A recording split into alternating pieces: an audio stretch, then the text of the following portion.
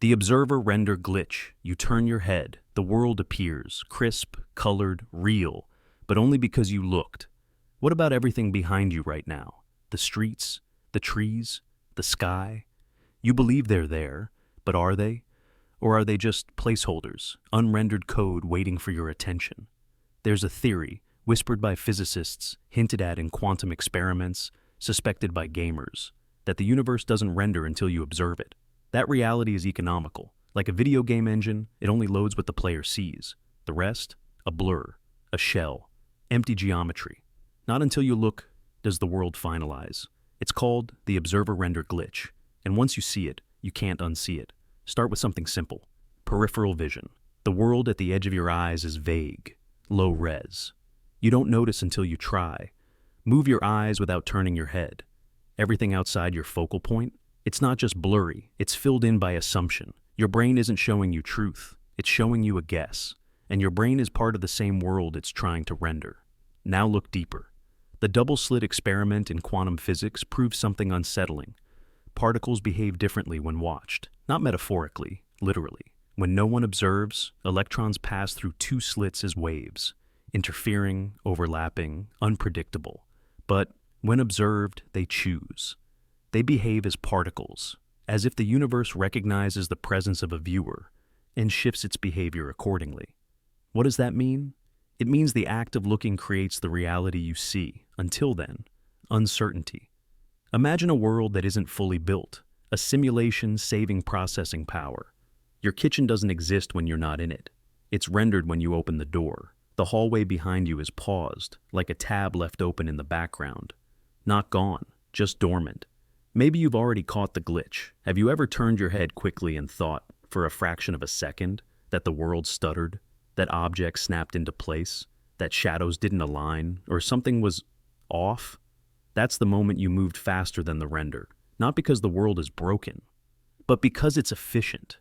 We assume reality is continuous because our perception is continuous. But what if perception isn't a window? What if it's a brush? A brush that paints only where it looks. And if that's true, then what isn't being painted right now? How much of your life is just scaffolding?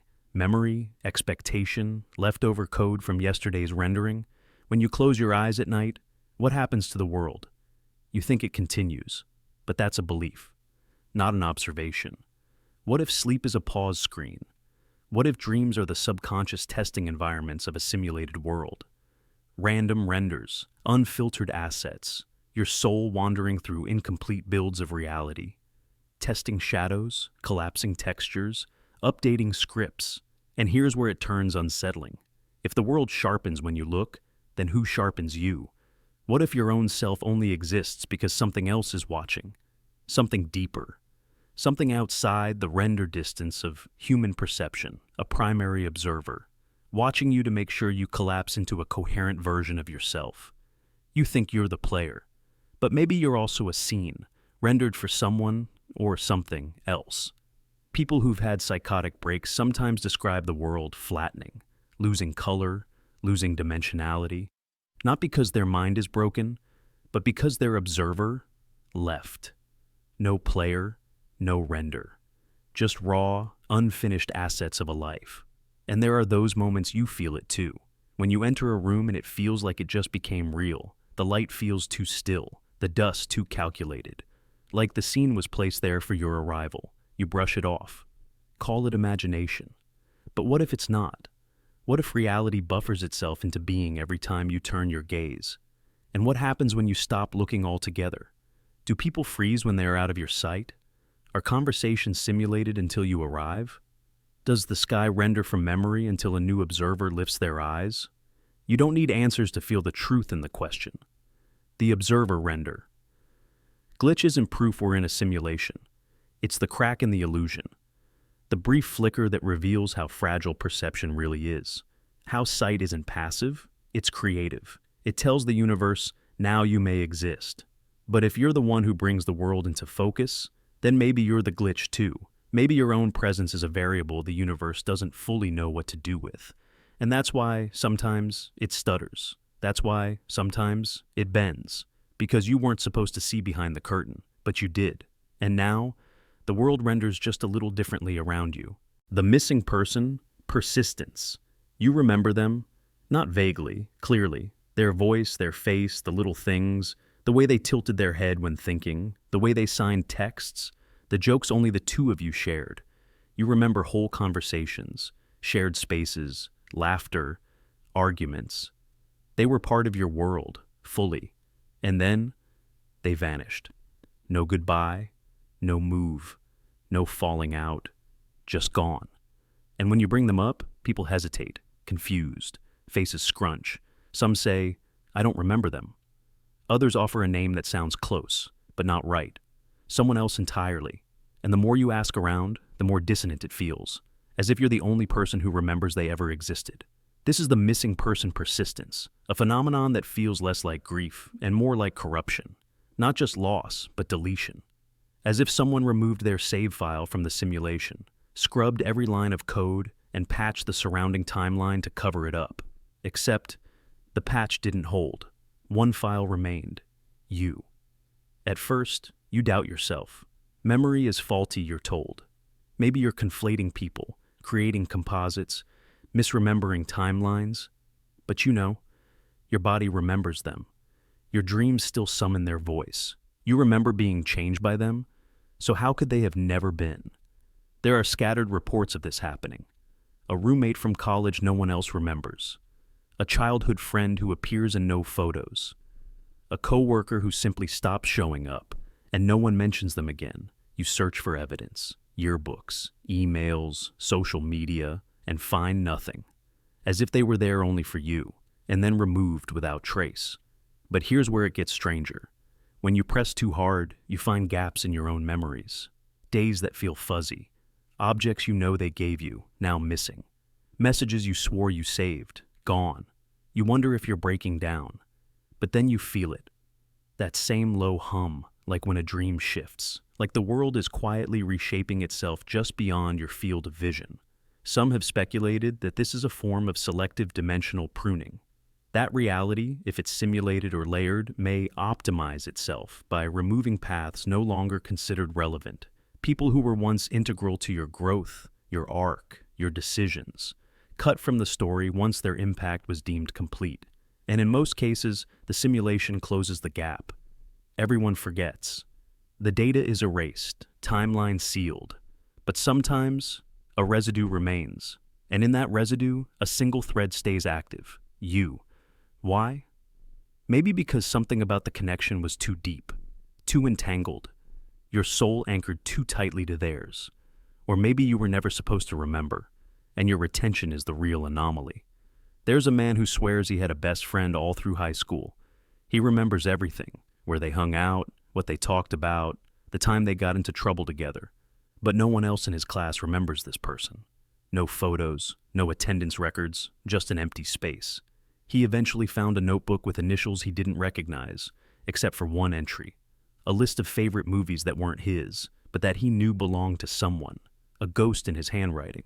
Another woman recalls dating someone for 3 years. She remembers family dinners, road trips, deep conversations. But when she looked for photos, there were none. Their texts, gone. Friends said she'd been single the whole time. One even joked that she used to talk to herself a lot during that period. But she still remembers the sound of that laugh, the warmth of that goodbye that was never spoken. This isn't just erasure, it's persistence. The paradox is in you still remembering what the world has forgotten. And here's the question that lingers. What if they remember you too? Somewhere, in a mirror version of your world, walking different streets, feeling the same ache, unable to find your name, remembering a presence that shaped them, but finding no evidence you were ever real.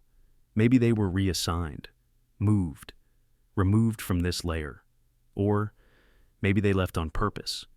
Maybe they glitched out. Maybe they woke up. And maybe, just maybe, they're waiting to see if you will too. So, when someone disappears, truly disappears, not just from your life, but from the world's memory, don't rush to bury it. Sit with it. Write down everything. Speak their name aloud. Because the system is trying to forget them. But you might be the last copy of who they were. And that matters, because not all missing persons are lost. Some are scrubbed. And you're the backup file that survived. The rule rewrite leak. It starts small, almost too small to notice. You spill a glass of water on the floor. It pools just fine, but then it doesn't soak. Not into the rug, not into your clothes, not even into the cracks of the tile. It just sits there, heavy, viscous, not like water at all. You blink, rub your eyes, touch it. It's wet, but wrong. The texture's there, the temperature, the surface tension, but not the behavior. It doesn't absorb. It doesn't spread. It doesn't act like water. Then later, you're in a room. You flick the light on, and the bulb glows, bright, steady. But the light doesn't reflect off the walls. There are no shadows. No soft glows on the furniture. It's as if the illumination is confined to the bulb itself. The room remains flat, like a badly rendered video game where global lighting has been disabled. You wave your hand in front of it. Nothing. No glow on your skin. No light distortion. Just brightness with no source. You feel your pulse spike, because you're not just seeing something wrong. You're seeing the rules fail. This is the rule rewrite leak. The theory is simple and terrifying. Reality isn't static. It's governed by invisible rules, laws of physics, thermodynamics, perception, that run quietly beneath everything you do. And most of the time, they're stable. But sometimes, the rules change, not gradually, not by discovery. Suddenly, you reach for a magnet and it doesn't attract. You drop a spoon and it hovers for just a moment too long. Your reflection blinks out of sync with your movement. It only lasts seconds, but that's enough. Because for that one moment, reality rewrote itself, and you caught it before the patch fully loaded. In a simulation-based reality model, this makes perfect sense. Just like a game updating its physics engine, the simulation has to push patches, fix bugs, and occasionally test new mechanics. But if you're active, if you're conscious, while it updates, you get a leak, a flicker. A frame where the new rules haven't fully taken hold, but the old ones have already been discarded. You weren't supposed to see it, but you did. And once you do, you start noticing them everywhere. Paper that won't tear no matter how hard you try. Heat that doesn't radiate from a burner that's visibly red. A dropped object that bounces with the wrong sound. Gravity that feels lighter on certain steps. You take the same route home, but it feels longer. Not metaphorically, but geometrically. The street stretches by 10 extra meters, even though your stride hasn't changed. These aren't sensory errors, they're system leaks. You ask yourself, was it always like this? Was I mistaken? Am I tired? But deep down, you know, it's not your brain that misfired, it's the world that updated. People talk about the Mandela effect, shared false memories that don't align with recorded history. But what if it's not memory that changed? What if it was reality that patched? What if you remember things correctly, but those rules, those definitions, those outcomes were rewritten? The rule rewrite leak suggests that the universe is under constant maintenance, that everything you think is consistent, weight, speed, temperature, texture, is only consistent for now, until the engine gets modified. Maybe this is how reality evolves. Not through cosmic miracles or divine intervention, but through silent updates to the framework. And sometimes, you catch it mid-load. Have you ever noticed birds flying without flapping? A flame that doesn't emit heat? Rain that hits the ground but doesn't make a sound? These aren't phenomena. They're test environments, rule tweaks, field experiments run quietly beneath the surface. And when too many people notice, the system corrects itself, fast. You report the oddity. You film it. You post it. And the moment you upload, the effect vanishes. The behavior normalizes. The video corrupts. Comments flood in, calling it fake. The simulation can't allow the old rule to linger once the new one is in place. Consistency is its armor, and your awareness is a crack in that armor. Because the rule rewrite leak isn't about physics, it's about observation. You weren't meant to see the frame where the new law hadn't been applied yet, but you did. And now, you're flagged. Next time, it won't just be water that doesn't soak.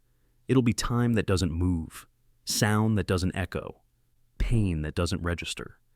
You're watching the code reload, and the system is starting to watch you back. The frozen bird incident.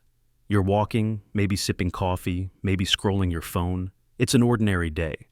The sky is open, a few clouds hang like lazy ghosts, and then you see it.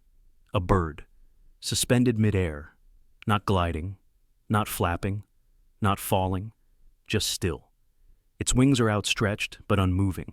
There's no breeze, no flutter, no blur of motion. Time around you hasn't stopped. Cars still pass, leaves still rustle, people still talk. But that bird, it's as if the universe forgot to hit play. Like someone paused that one frame and never restarted it. Your brain fights it first. It tries to explain. Maybe it's a plastic bag caught in the air. Maybe it's a drone disguised as a bird. Maybe it's tied to a power line, a string, something invisible. But as you step closer, you realize it's not any of those things. There's no wire, no trick. It's a bird, frozen, mid-flight, as if someone editing the world forgot to render that piece of animation, and then it twitches, just slightly, before snapping back into motion like nothing ever happened. 1 second it's a glitch, the next it's gone, flapping away into a sky that pretends nothing unusual occurred. You're left standing there, unsure whether to feel awe or unease, because the moment passes, but it stays with you, lodged in your thoughts like a splinter. You tell someone. They laugh. Probably just your eyes playing tricks, they say. But deep down, you know what you saw, and you're not alone.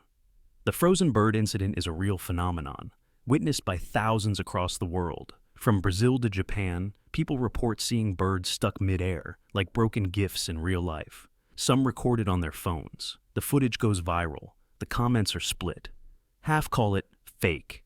The other half whisper, "I saw this once too, but what if it isn't a glitch in the camera or the mind? What if it's a glitch in reality?" In simulation theory, the universe is rendered in real time, just like a video game. Your brain receives a feed. Your senses stitch it into something coherent. But sometimes, the render fails. A data stream drops. A texture freezes. A script stalls. And what you're left with is a bird hanging midair, while the system reboots that specific animation loop. But birds aren't the only ones. Some people report seeing planes in the distance, not moving, not shrinking, just hovering indefinitely. Others hear a sound, like an engine, that loops perfectly, like an audio file stuck on repeat. A man swears his neighbor walked down the street 3 times in the same outfit, with the same bag, same pace, same blink. Time didn't rewind. The moment just duplicated. These are called break frames, moments where the illusion stutters, where the software misfires, where reality forgets its choreography. And the frozen bird? It's the cleanest example. Why birds? Because they're fast. They're light. They're rendered with complex physics, wing flaps, wind drag, altitude. If the system skips a frame, even briefly, a bird mid-flight becomes the most noticeable flaw. You weren't supposed to look up at that exact moment, but you did. And for a split second, you caught the code napping. There's another theory. Older. Stranger. It says birds are messengers, not metaphorically. Literally. Biological drones of a higher intelligence, used to observe, report, adjust. When a glitch occurs, it's not the bird freezing. It's you being allowed to see what you usually don't. A moment of permission. A test. A crack in the scripted play you call reality. Have you ever noticed how many birds disappear in certain places, or how they sometimes watch you longer than they should? Maybe that frozen bird wasn't an error. Maybe it was a warning. Or worse, a signal. Something was watching you watching it. And now, you've seen too much. After the incident, things shift subtly. Streetlights flicker just before you walk under them. You hear conversations before they happen. You remember things that never occurred, or didn't yet. You feel a cold draft in your room when the windows are closed. The world, once smooth, now feels off. As if noticing the frozen bird granted you a layer of perception you weren't meant to access. You keep walking. Life goes on. But you look up more often now. You catch birds twitching midair. You start to feel them before you see them. And every time you do, you wonder, is this the moment the simulation breaks for good? Or was it broken all along, and all we're doing is watching the skipped frames of a forgotten design? The missing time episode. You check the clock. You swear it was only 2:15. Now it's 4:47. No calls, no texts, no distractions, just gone. A void in the day. You try to recall what you were doing, where you were, who you spoke to, but the memory isn't fuzzy. It's missing. Cleanly. Entirely. As if your consciousness hit pause and the world kept going. This is what some call the missing time episode. And it might be more than just forgetfulness. It might be a glitch. Thousands of people around the world report moments where time simply vanishes. They aren't just losing track. They're not there. One woman left work at 5:30, walked to her car, blinked, and found herself on her couch 3 hours later, car parked, shoes off, dinner half cooked. No idea how. No signs of trauma. No substances involved. Just missing time. The phenomenon has baffled psychologists, neuroscientists, and paranormal researchers alike. On one end, it's dismissed as a form of dissociation, an extreme psychological event where the brain detaches from conscious awareness during stress. But these events don't always come with stress. Some occur during peaceful drives, reading, cleaning, moments so ordinary that the sudden cut in experience feels surgical, intentional. Others suggest epilepsy or microsleep. The brain temporarily going dark, flickering like a faulty bulb.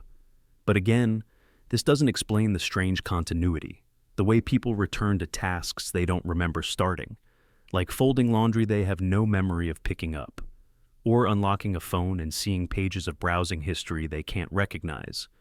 Then, there are those who speak of observation, that in these moments, something outside the self steps in, alters course, edits.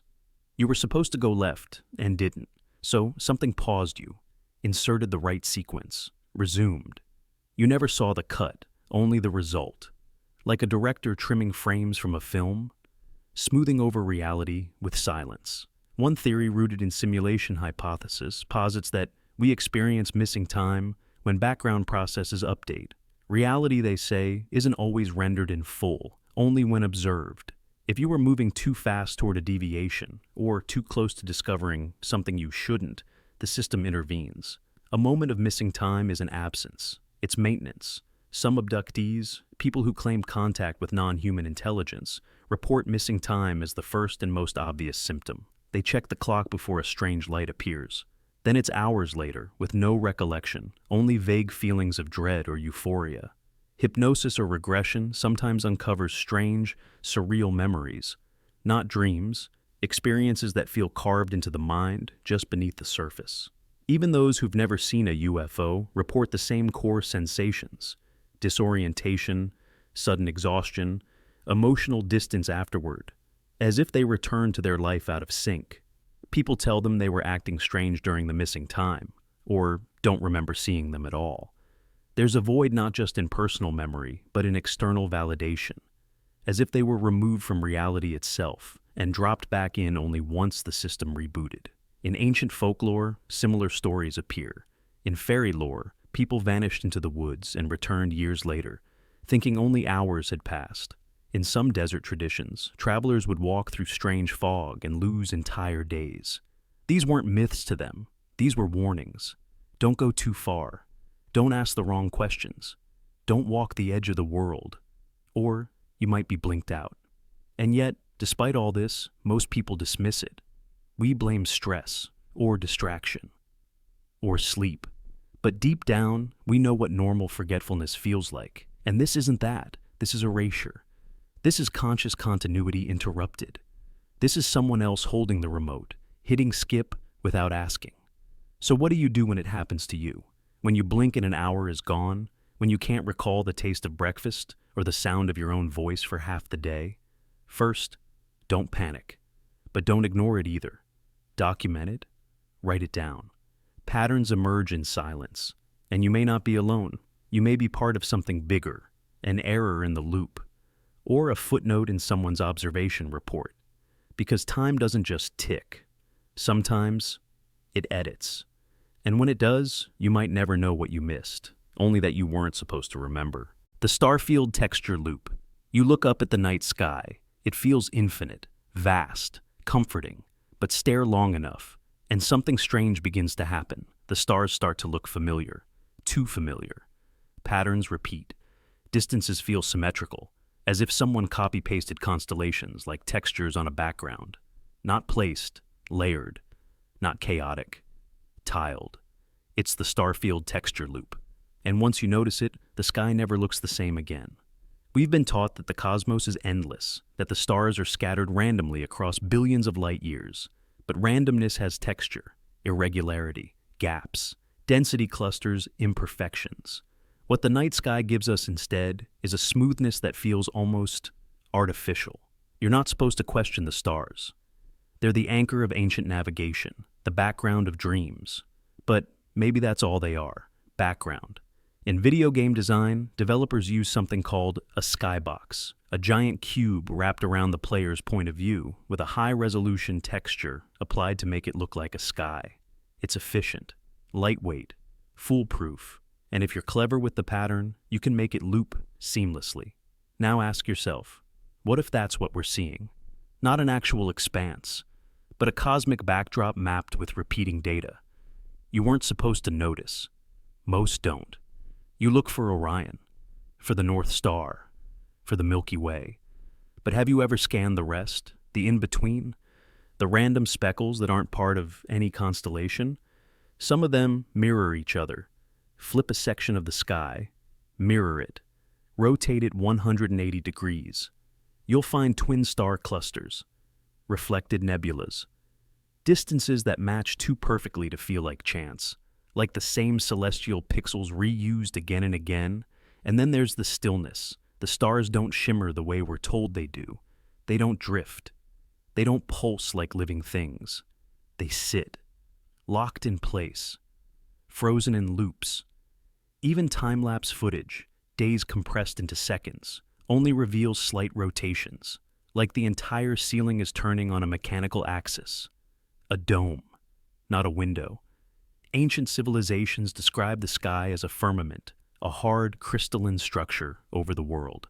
We wrote that off as myth, but maybe they weren't wrong. Maybe they just didn't have the word for render. And maybe the sky isn't far away at all. Maybe it's closer than you think, projected, or layered, or just programmed at the edge of perception to look deeper than it is. It's the same effect as a parallax background in an old video game. Scroll sideways, and the background scrolls slower to give the illusion of depth. But it's just a flat image, moving smoothly, fooling your depth perception. Now, imagine that scaled up to cosmic size. Stars, galaxies, comets. Just part of the illusion. A beautiful mask worn by the simulation to stop you from asking what's beyond. And maybe that's the key. You weren't meant to go beyond. Because what if the true universe isn't filled with light, but darkness? What if those tiny dots of glow are the only things rendered? Because they're the only things we ever look at. The rest? Compressed. Skipped. Like data in a game that hasn't loaded yet. And what happens when we try to go there? Think about how little we've actually seen of deep space. Real footage, not artist renderings. Most of what you believe about galaxies and star nurseries and distant planets, you've never seen firsthand. You've seen data translated into visuals, colored, interpreted, constructed. Is it science or placeholder art? Even probes sent to explore are controlled through simulation layers. The further out they go, the more abstract the data becomes, and the more questions remain unanswered. Maybe they were never supposed to leave the map, just like in a game where you clip through the wall only to fall into a gray, unfinished void. Maybe that's what lies beyond the texture loop, a space not meant for human presence, a realm too raw to be rendered unless the observer demands it. But here's the most chilling part. Some people report strange dreams, of standing under a sky where the stars shift when they look at them, of constellations rearranging in real time, of noticing a glitch and then waking up instantly, like they weren't supposed to see it, like something noticed them noticing. What if the sky is watching? Not the stars, but what's behind them? What if the texture is a veil, a containment layer, a way of keeping the mind's here pointed upward but never through? You were told the sky was the limit, but maybe it's the lock. So the next time you step outside at night, don't just admire the stars, study them, track the repeat, scan for the loop, because somewhere in that endless canvas, a seam exists, and if you ever find it, don't blink. The face generator, error. Have you ever seen a stranger and felt an instant sense of recognition? Not because you've met them before, not because they remind you of someone, but because they are someone you've already seen. somewhere, sometime, in some strange out-of-context place your memory can't locate. You pass them on the street. You sit across from them on a train. You hear them laugh at a party, and something inside you locks up. A flash of something too familiar. Their smile, their eyes, their energy. It doesn't make sense, but it feels real, like they belong in your past, even if your past denies it. This is what some call the face generator error. The idea is simple and terrifying. We're living inside a rendered system, a simulated environment, a virtual framework so complex we mistake it for reality. And just like any system, it has limitations, efficiency protocols, design shortcuts, optimization strategies, and when it comes to faces, the most complex patterns our brains process, the simulation doesn't build every face from scratch. It recycles, not whole faces, but patterns, templates, elements, eye spacing, nose curvature, smile angles, ratios. It mixes and matches features like a visual deck of cards, and sometimes the combinations repeat. You encounter a new person who triggers a deep emotional memory, not because of what they do, but because of what they look like. They resemble someone your subconscious already remembers. But here's the twist. The original face? It might not even be from this life. You might be recognizing someone from another loop, another incarnation, another run of the program, a teacher from a forgotten childhood, a friend from a timeline that collapsed, a lover from a dream that wasn't a dream. Their face was assigned again, in a new role, with no memory of who they were. But you remember, not with your mind, but with your soul. That's why it feels impossible to explain. You can't prove it, but you know. You recognize the shape of the jaw, the lilt of the eyes, the way they tilt their head. Something inside you whispers, "We've met before." But there's no story to back it up.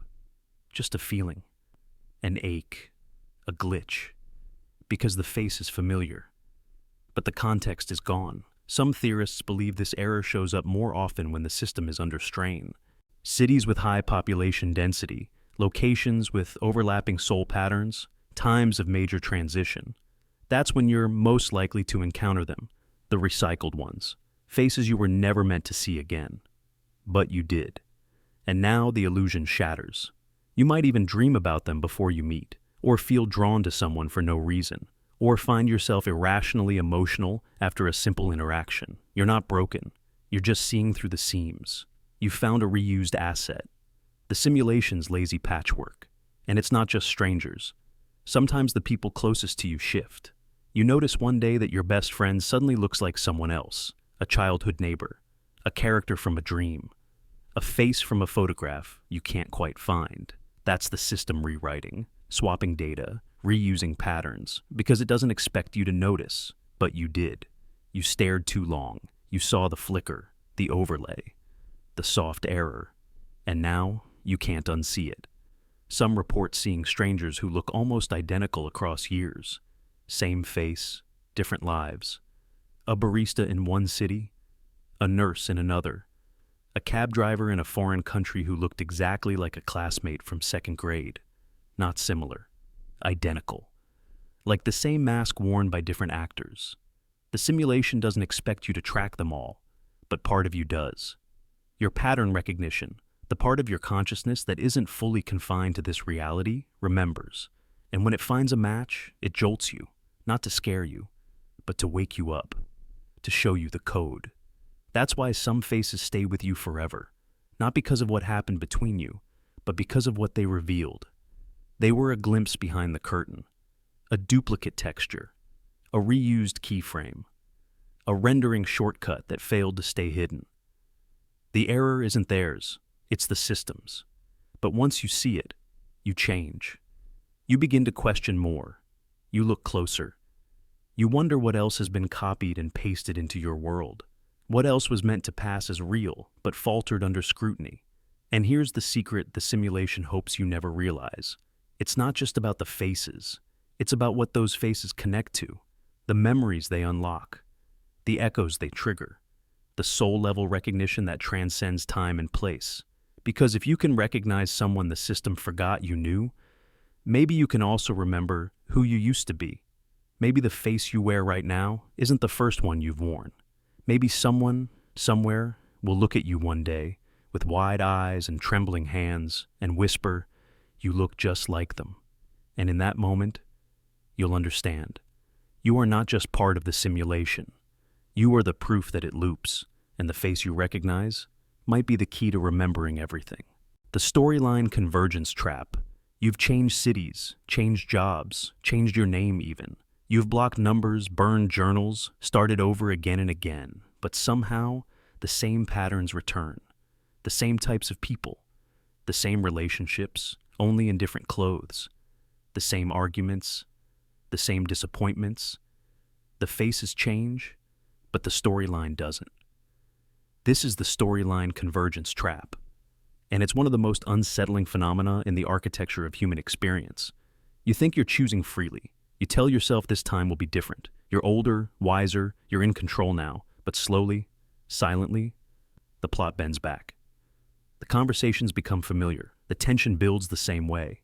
You feel déjà vu, not just once, but in a loop, and you realize you're not on a new path. You're on a reconfigured loop. People describe it as cosmic irony, as karmic return, as a curse sometimes. But what if it's something deeper?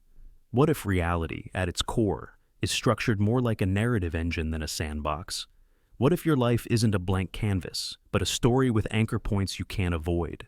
According to simulation theorists and certain esoteric thinkers, our consciousness may not be navigating a limitless universe, but rather a branching structure with convergence nodes, fixed points that the story always returns to, no matter how far you wander.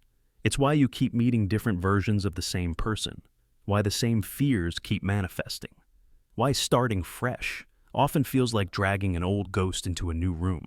One woman described it like this: "Every time I fall in love, it ends the same way. The reasons are different. The people are different. But the ache is identical. It's like I'm playing out a script I never agreed to." She tried therapy, rituals, even relocating to another continent. And still, the final scene never changed. Here's the disturbing part. This trap doesn't just recycle people and events. It mimics growth. It feels like progress. It gives you the illusion of movement while leading you back to the same story arc, like walking in a spiral that you mistake for a straight line. This isn't about fate. It's about design. There's a psychological concept called schema repetition, where unresolved emotional patterns cause the brain to seek out familiar dynamics. You find new people who fit old roles because your subconscious is trying to resolve what it couldn't before. But that doesn't explain everything, because sometimes the alignment is too precise. The lines spoken by different people match. The settings repeat. Entire scenes feel duplicated, like a director reusing a set. That's when you realize you're not just repeating habits. The environment is complicit. Time, space, coincidence. All of it seems to conspire to bring you back to those key intersections. The same heartbreak, the same betrayal, the same redemption that never quite lasts. And maybe that's not accidental. Some spiritual models suggest your soul enters each life with a set of lessons, not in a schoolbook sense, but as unresolved loops that must be witnessed, played out, understood. But if you fail to recognize the loop, if you confuse it with chance, or mistake it for new material, you fall deeper into the convergence. The story tightens, the options shrink. You feel like you're choosing, but you're really navigating a maze with invisible walls. So what breaks the loop? Awareness, radical recognition. When you catch the moment mid-scene and refuse the expected reaction. When you no longer play the same emotional notes. When you step off script. That's when the trap trembles. You'll know it's working when reality itself glitches. When someone says something they were never supposed to say. When the scene starts to crumble. When the emotion lifts and something new emerges. It won't feel like victory. It will feel like disorientation. Because your brain has never seen this version of the timeline before. But beware, the storyline will try to reassert itself. It's built on inertia, and it hates being rewritten. That's the final truth of the trap. It's not just around you. It's in you, in your memory, in your identity, in your idea of how things are supposed to unfold. Escaping it isn't about burning bridges or finding new people. It's about standing in the middle of the scene and choosing not to act the way you always have. Because if you don't, You'll meet the same characters, fight the same battles, say the same words, and convince yourself every time that this version is different, right until the story folds you back into the same ending. So watch carefully. Listen for echoes. And when the story starts to loop, write a new line. Or risk being the protagonist of a tale that was never yours to begin with. The repeating argument loop. It starts innocently. An offhand comment, a misunderstood tone, a glance held a moment too long. Then it unravels. The voices rise, the tension climbs, and suddenly, you're in it again. That same argument. Different person. Same beats, same words, same ending. You try to breathe through it, try to take the high road, but even as the fight unfolds, something clicks in your mind. You've done this before, not just once, over and over. With friends, lovers, coworkers, sometimes the setting changes, sometimes the stakes, but the core never does. It's always the same triggers, the same misunderstandings, the same spiral. You could almost mouth the words before they're spoken. And maybe you do, because this isn't just conflict. It's a loop, a script, a dialogue tree that runs on autopilot. You start to wonder, why do these arguments feel pre-written? Why does the emotional choreography feel so rehearsed? Why does the ending always return to silence, regret, and that hollow sense of déjà vu? Maybe it's not just your relationships. Maybe it's the world. In video games, dialogue trees are often reused. Budget constraints, predictable responses. If the player says X, the non-player character replies with Y. Over and over. Even in open-world games, there's only so much variation. The illusion of spontaneity fades fast when you recognize the patterns. So what if reality does the same? What if we're living inside a structure with limited conversational outcomes? A simulation that loops conflict not because it wants to, but because it doesn't have the creative capacity to do anything else. Some arguments feel like puzzles with missing pieces. You bring logic, vulnerability, clarity, and yet the outcome doesn't shift. As if your input was irrelevant. As if the response was hard-coded. And what's worse, you feel it before the argument begins. You sense it in your stomach. That gnawing premonition that a familiar script is about to play out. You hear the voice in your head whisper, "Don't say it," but you do anyway. Or they do. Or the moment finds a way to birth the tension on its own, like a program loading a saved file. Have you ever stopped mid-argument and thought, "How did we get here again?" Or apologized, only to watch the other person say exactly what someone else said in a fight years ago? Have you ever ended a friendship, a relationship, a partnership over the same issue, wearing a different face? It's not you. It's not them. It's the loop. Maybe this is how the simulation tests your growth. By serving the same scenario again and again, dressed in new skin, until you break the pattern. Until you respond in a way the system didn't anticipate. Maybe the simulation wants you to wake up, to diverge, to surprise it. Or maybe it's stuck too. What if the system has limits?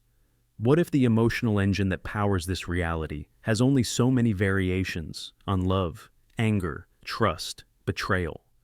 What if human drama is nothing more than an endlessly shuffled deck of arguments, mixed up just enough to feel unique, but not enough to be truly new?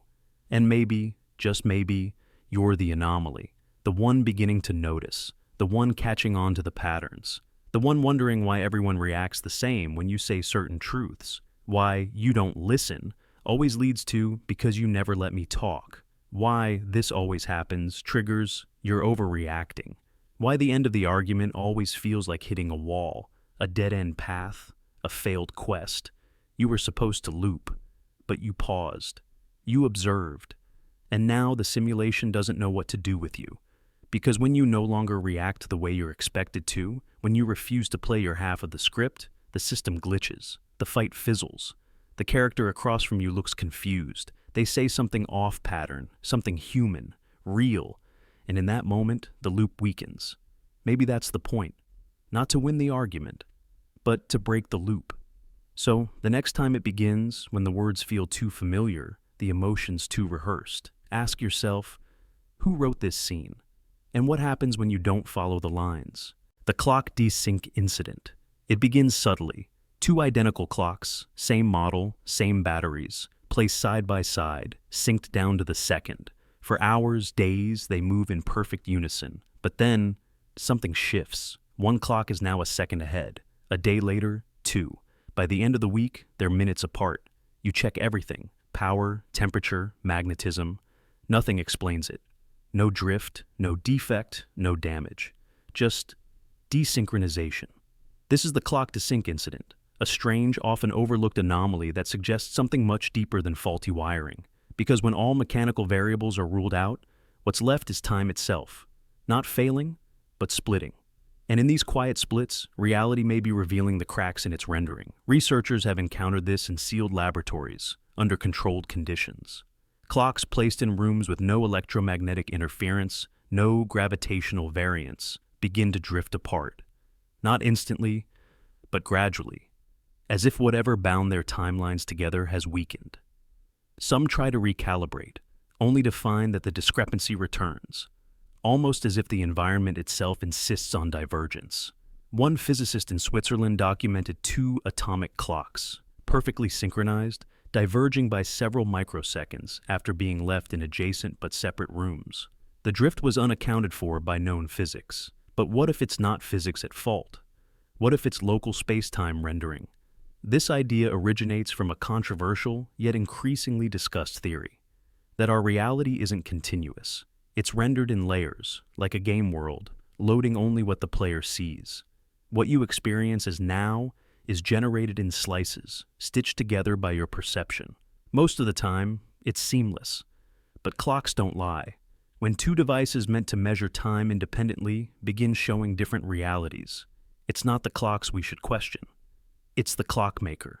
Simulation theory offers a disturbing possibility. Time is not a fixed, universal stream. It's an emergent property of observation. Your sense of now exists because your consciousness demands it. When no one's looking, the world might be frozen, or rendered differently. And in rare cases, two observers, or two clocks, might exist just far enough apart, or under just strange enough circumstances, that their now stops syncing. Imagine two clocks in a weak spot of the simulation, a place where space-time buffers out of sync. One clock continues in the primary thread. The other slips ever so slightly into an alternate processing window. No glitch is visible. No event occurs. But slowly, their timelines diverge.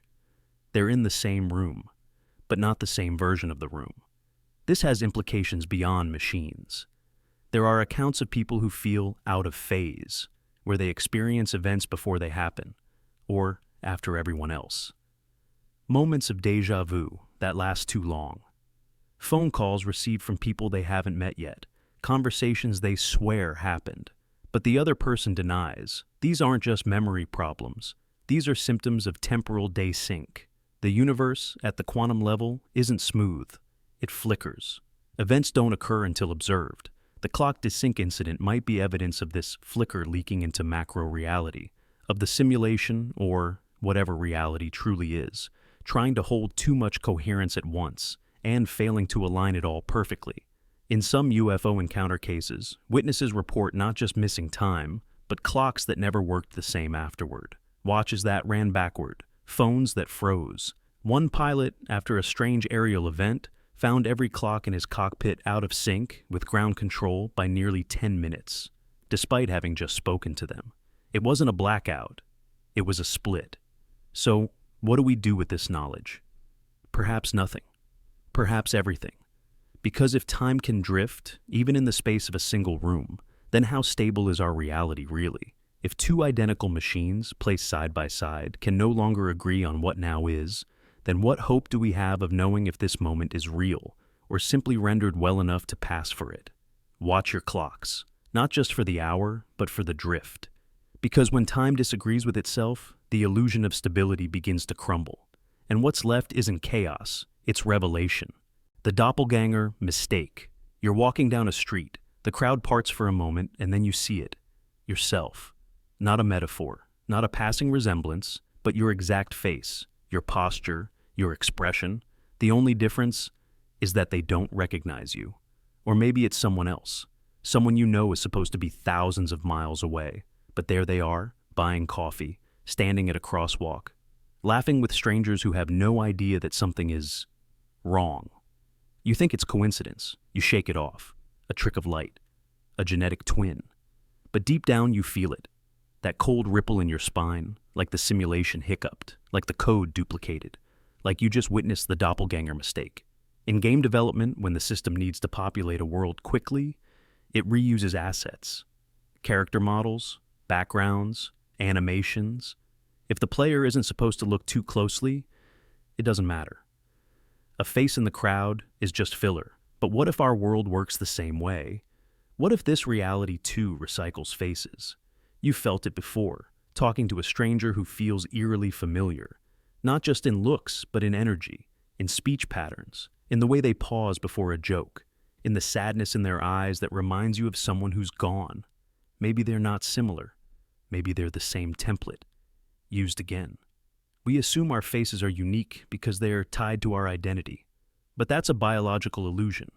Mathematically, there are only so many combinations. And in a rendered universe built for efficiency, maybe not every character gets a custom model. Maybe the background players aren't fully rendered at all until we focus on them. And when we do, they're pulled from a limited pool, a preset. Sometimes the system glitches, and the model repeats. You see two strangers who look exactly alike at opposite ends of a subway car. Same clothes, same mannerisms, neither notices the other. But you do. You weren't supposed to. The render wasn't meant for a viewer with that level of awareness. It's not just faces either. It's voices, laughs, reactions. How many times have you heard someone speak and thought, I've heard that exact cadence before? Maybe you have. Maybe the system ran out of new patterns. Maybe the illusion of diversity is paper thin. Ever notice how people seem to fall into categories? The same types of personalities repeating over and over in different bodies. The same archetypes showing up in your life with new names and slightly different masks. It's like the universe keeps testing you with the same template, waiting to see if you will notice or evolve. But sometimes it gets more direct. People have reported seeing themselves, not in dreams, not on camera, but in real physical space, walking the other way on the street, staring at them from a crowd. One man said he followed his own double for 3 blocks before it ducked into an alley and vanished. Another claimed their doppelganger looked angry, as if they were the glitch, not the other way around. In folklore, seeing your doppelganger is a bad omen, a sign of death, collapse. Some cultures believe it means your soul has been copied. Others say it's a warning from the universe itself. You're getting too close to the edge of the simulation. Because if identity is code, what happens when 2 instances of the same code run in the same space? Maybe reality corrects itself. Maybe the system patches the glitch. Maybe that's why people disappear. Why memories fade. Why someone you thought you knew becomes distant overnight, like they were replaced. Or maybe you were the duplicate all along, and they were the original. It's not just paranoia, it's architecture. In a reality optimized for rendering only what's needed, the reuse of character models isn't just likely. It's efficient. And if you've ever felt like the world around you was made of echoes, maybe it is. Patterns repeating, faces looping.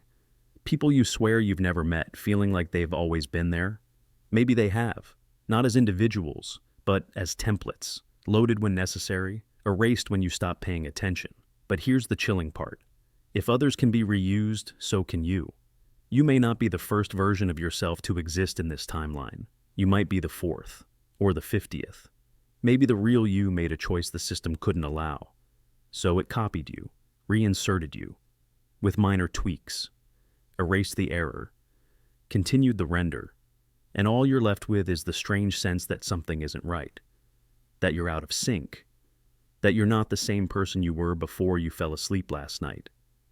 You're not imagining it. You're remembering what the simulation tried to overwrite.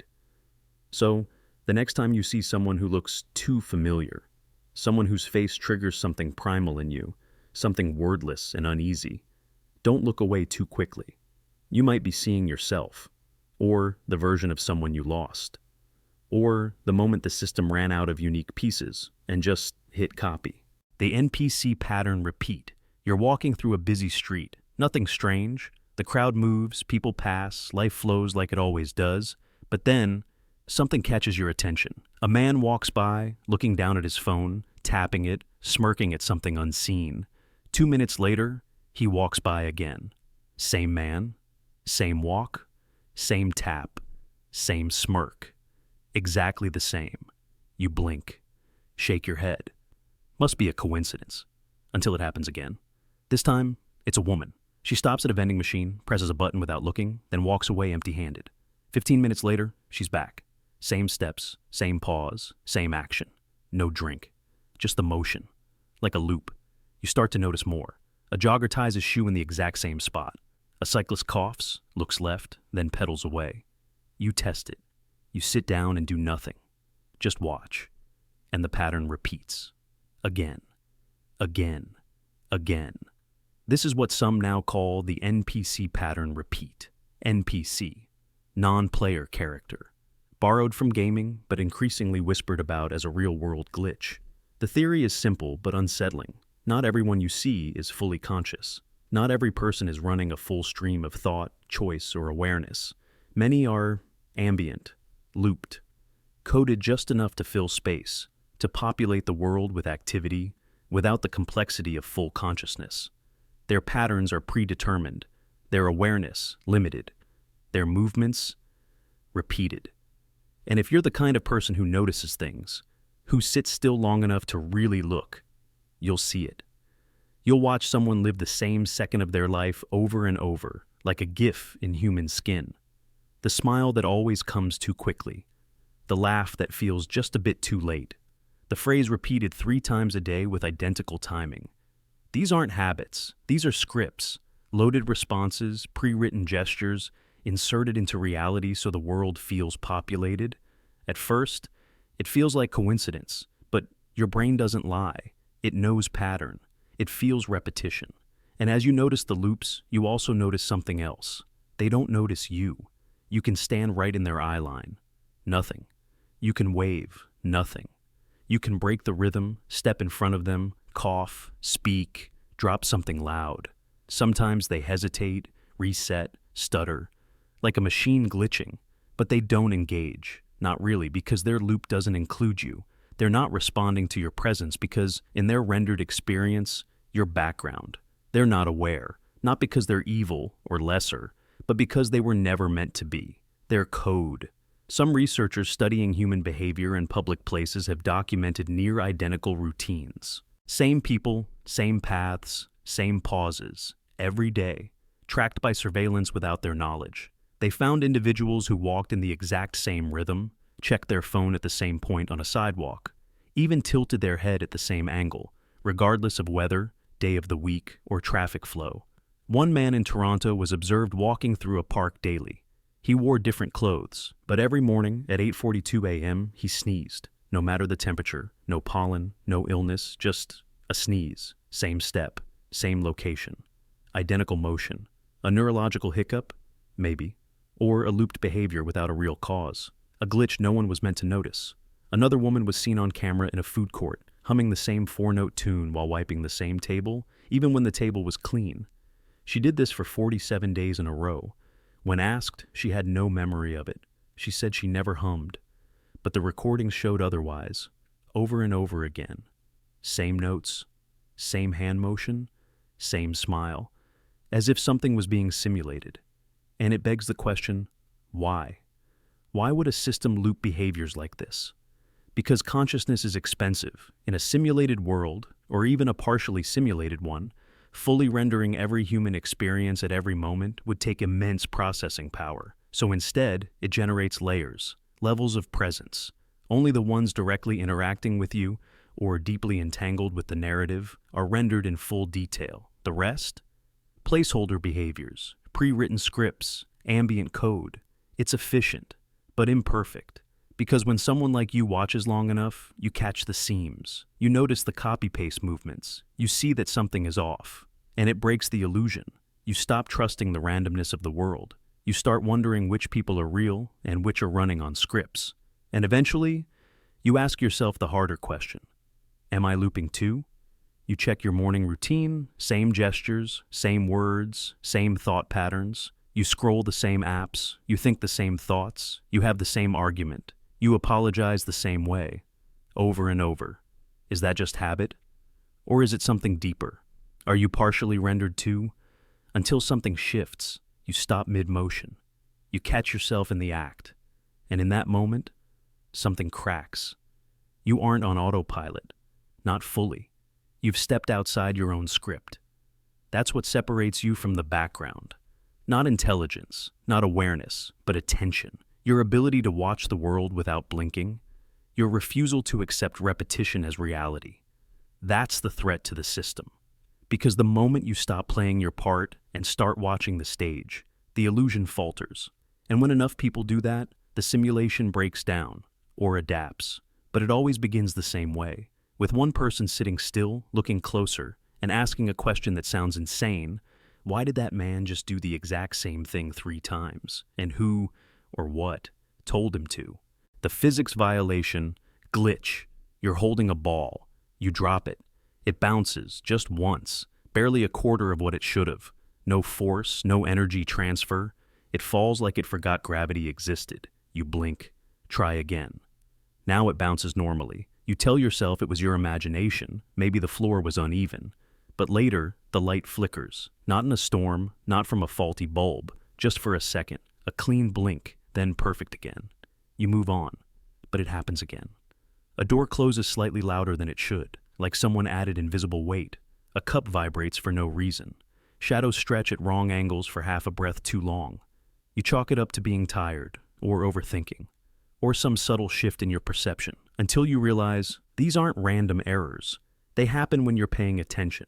The more you notice, the more the world stutters. Welcome to the physics violation glitch. At first glance, it seems like a joke, a sci-fi idea from a game engine, not real life. But growing numbers of people have reported moments where the rules of reality, the very constants of physics, falter. Tiny things, yes, but too strange to ignore. Objects moving a bit too far, not falling fast enough. Collisions without sound.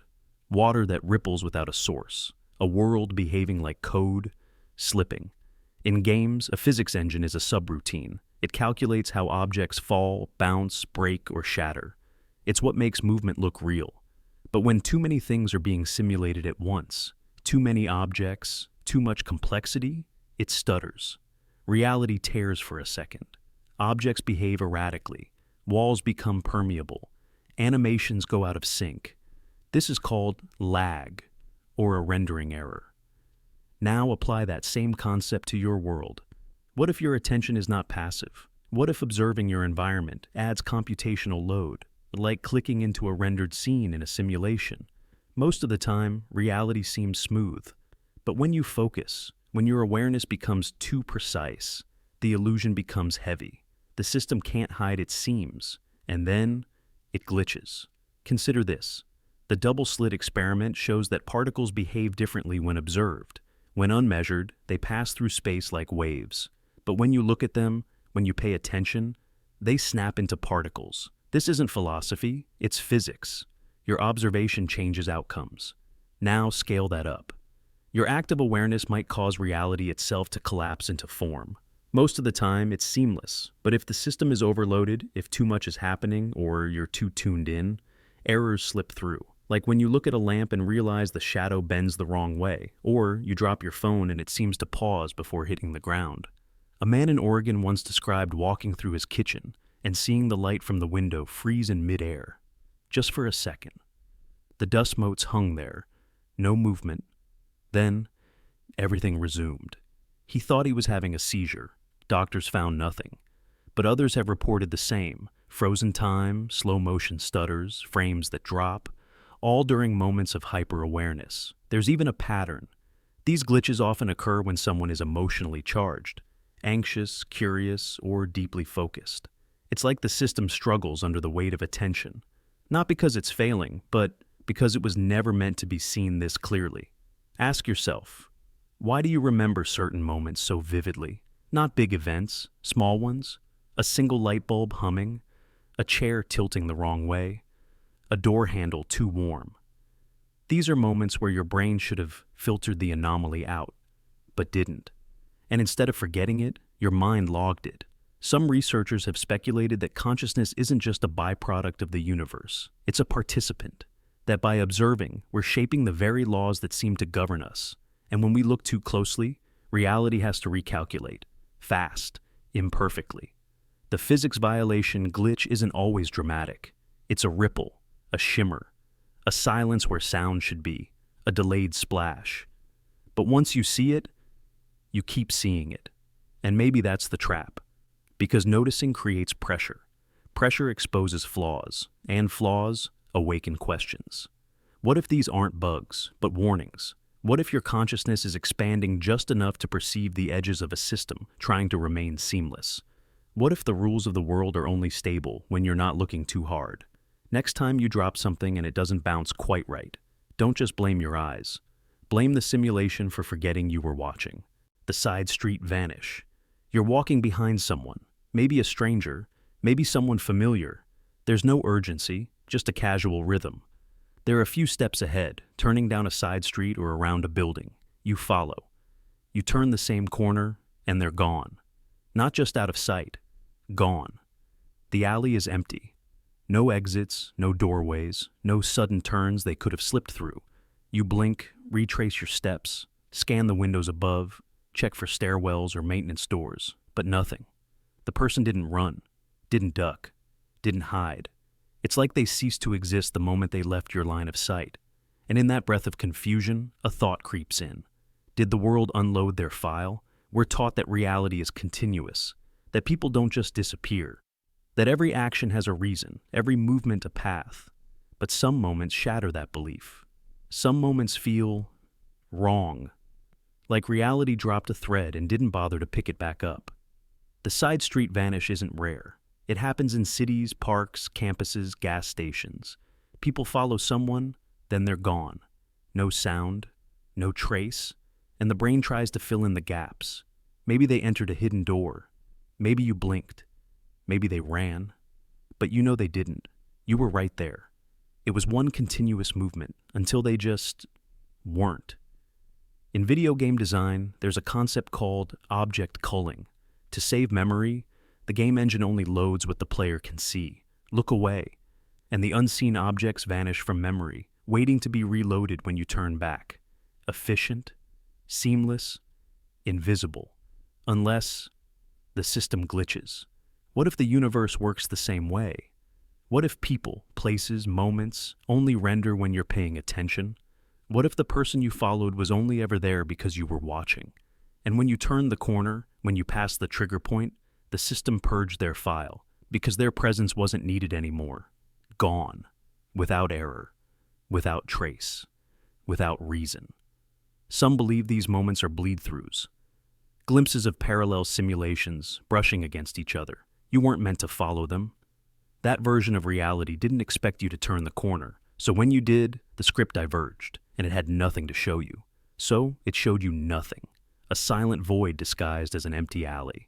Others suggest something darker, that some people aren't real in the way you are, that they're placeholders, fill-ins, variables in the code, meant to pass you by, interact lightly, then exit the narrative. When you disrupt that exit by following too closely, the system doesn't have a backup plan.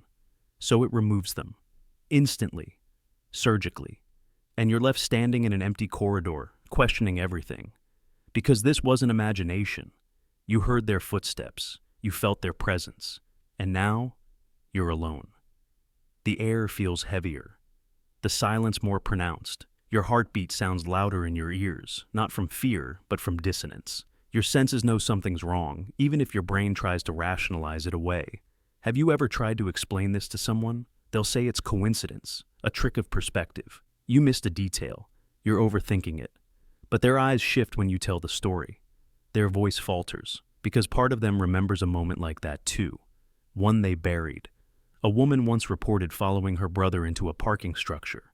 She watched him take the stairs. 2 seconds later, gone. No cars, no exits, no shadows. He wasn't playing a prank. He was never found. It wasn't a crime scene. It wasn't a mystery.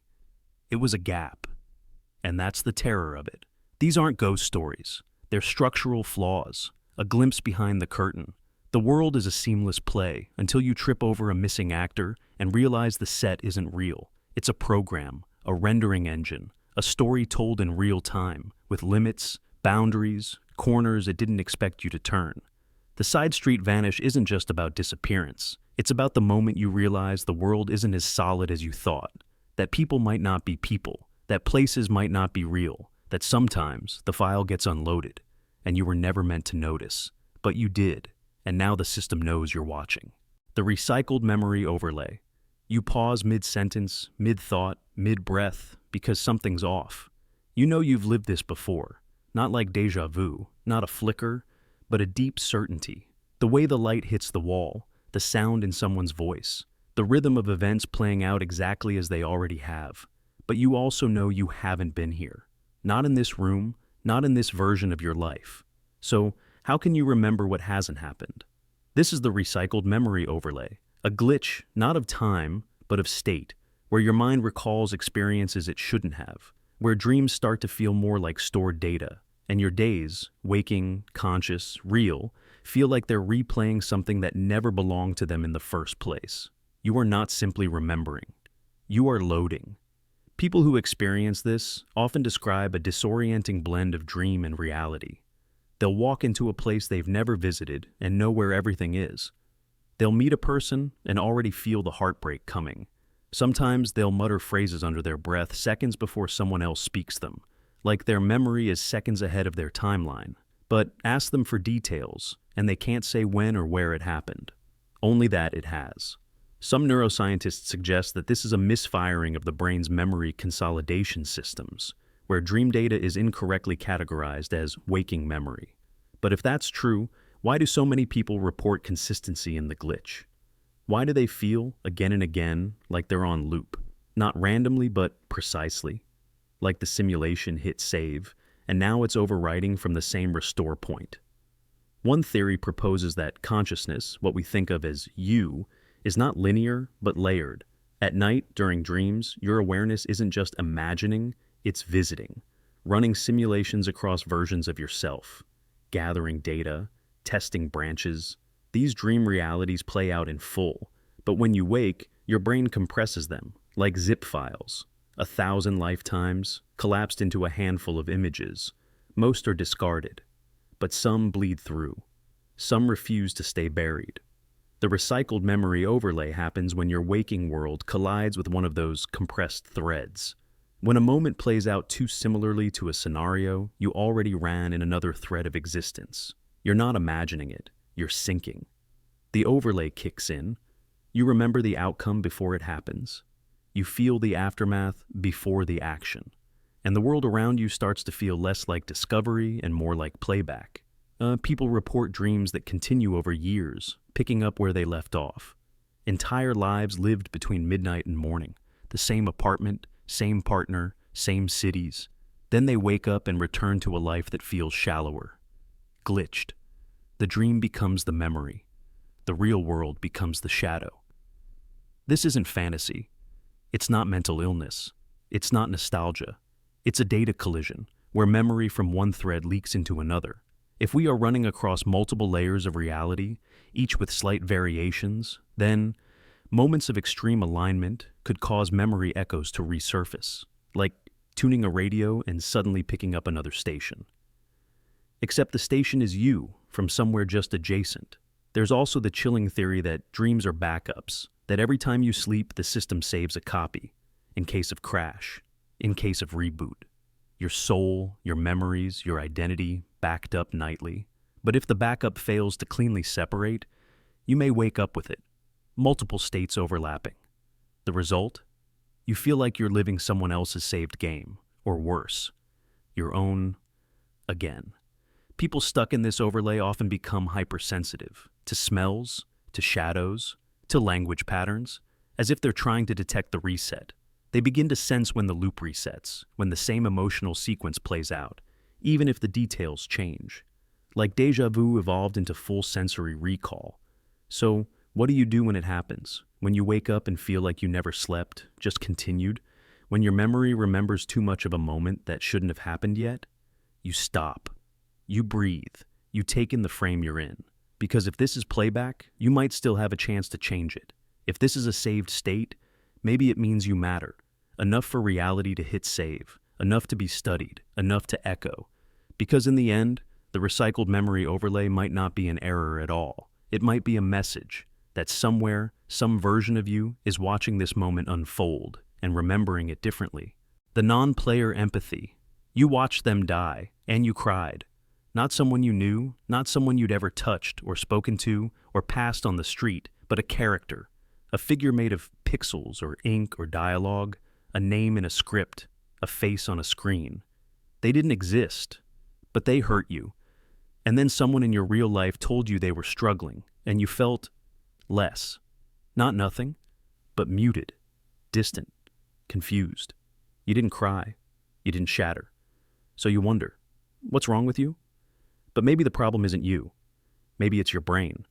Or maybe it's the world. This is the non-player empathy, the theory that your brain responds more strongly to coded characters than to real people, not out of coldness, but because fiction offers clarity, focus, meaning, while life offers noise. In a story, every emotion is framed, every struggle is justified. You know the character's past, their motives. You see their private moments, their scars, their triumphs, their failure when no one else was watching. You know them. Real people don't come with that kind of transparency. In real life, people are messy. They hide. They contradict. They don't explain their pain. They project it. They lash out. They disappoint. Their motives are muddied, their stories unfinished. You don't see their inner world. You only see the wreckage of it. But fictional characters, they were written for you. They were designed to be understood, to connect. Their suffering is structured. Their arc is designed to resonate. When they fall, you feel it in your bones because the story built a bridge between their world and yours. Your brain isn't confused, it's grateful. Fiction simplifies what life complicates. It distills the chaos into coherence. And the truth is, you don't cry because it's fake.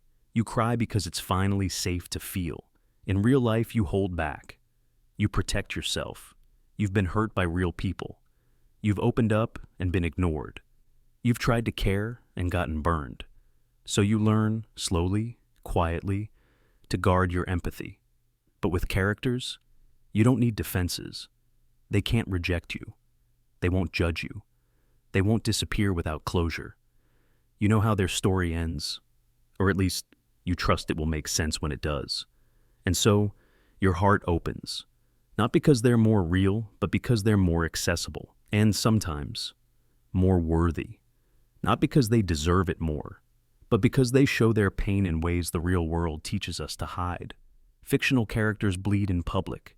They weep without apology. They tell the truth without flinching. And in doing so, they give you permission to feel everything you couldn't when it mattered most.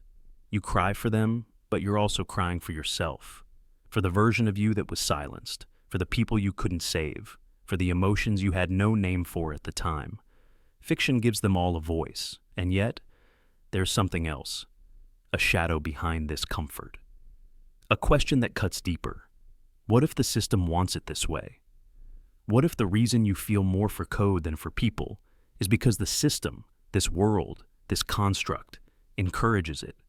What if real emotion, real vulnerability, real connection is being phased out, replaced with simulations, narratives, controlled spaces where feelings are allowed, but only in scripted ways? You're not wrong for crying over fictional loss, but maybe you're being trained to weep for patterns, but not for people. Trained to invest in avatars while ignoring the suffering 3 feet away. Trained to pour your soul into pixels that can't respond. Because if your empathy is spent on simulations, you won't have enough left for reality. And that's how the world fades. Not with apathy, but with misdirected compassion. You're not broken, you're human. And your brain, so desperate for connection, takes what it can get. And if that means sobbing over the death of someone who never lived, that doesn't make you weak. It means the system has made real people harder to reach than code.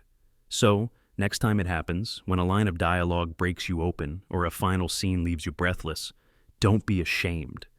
But don't forget either, that same heart still works in the real world.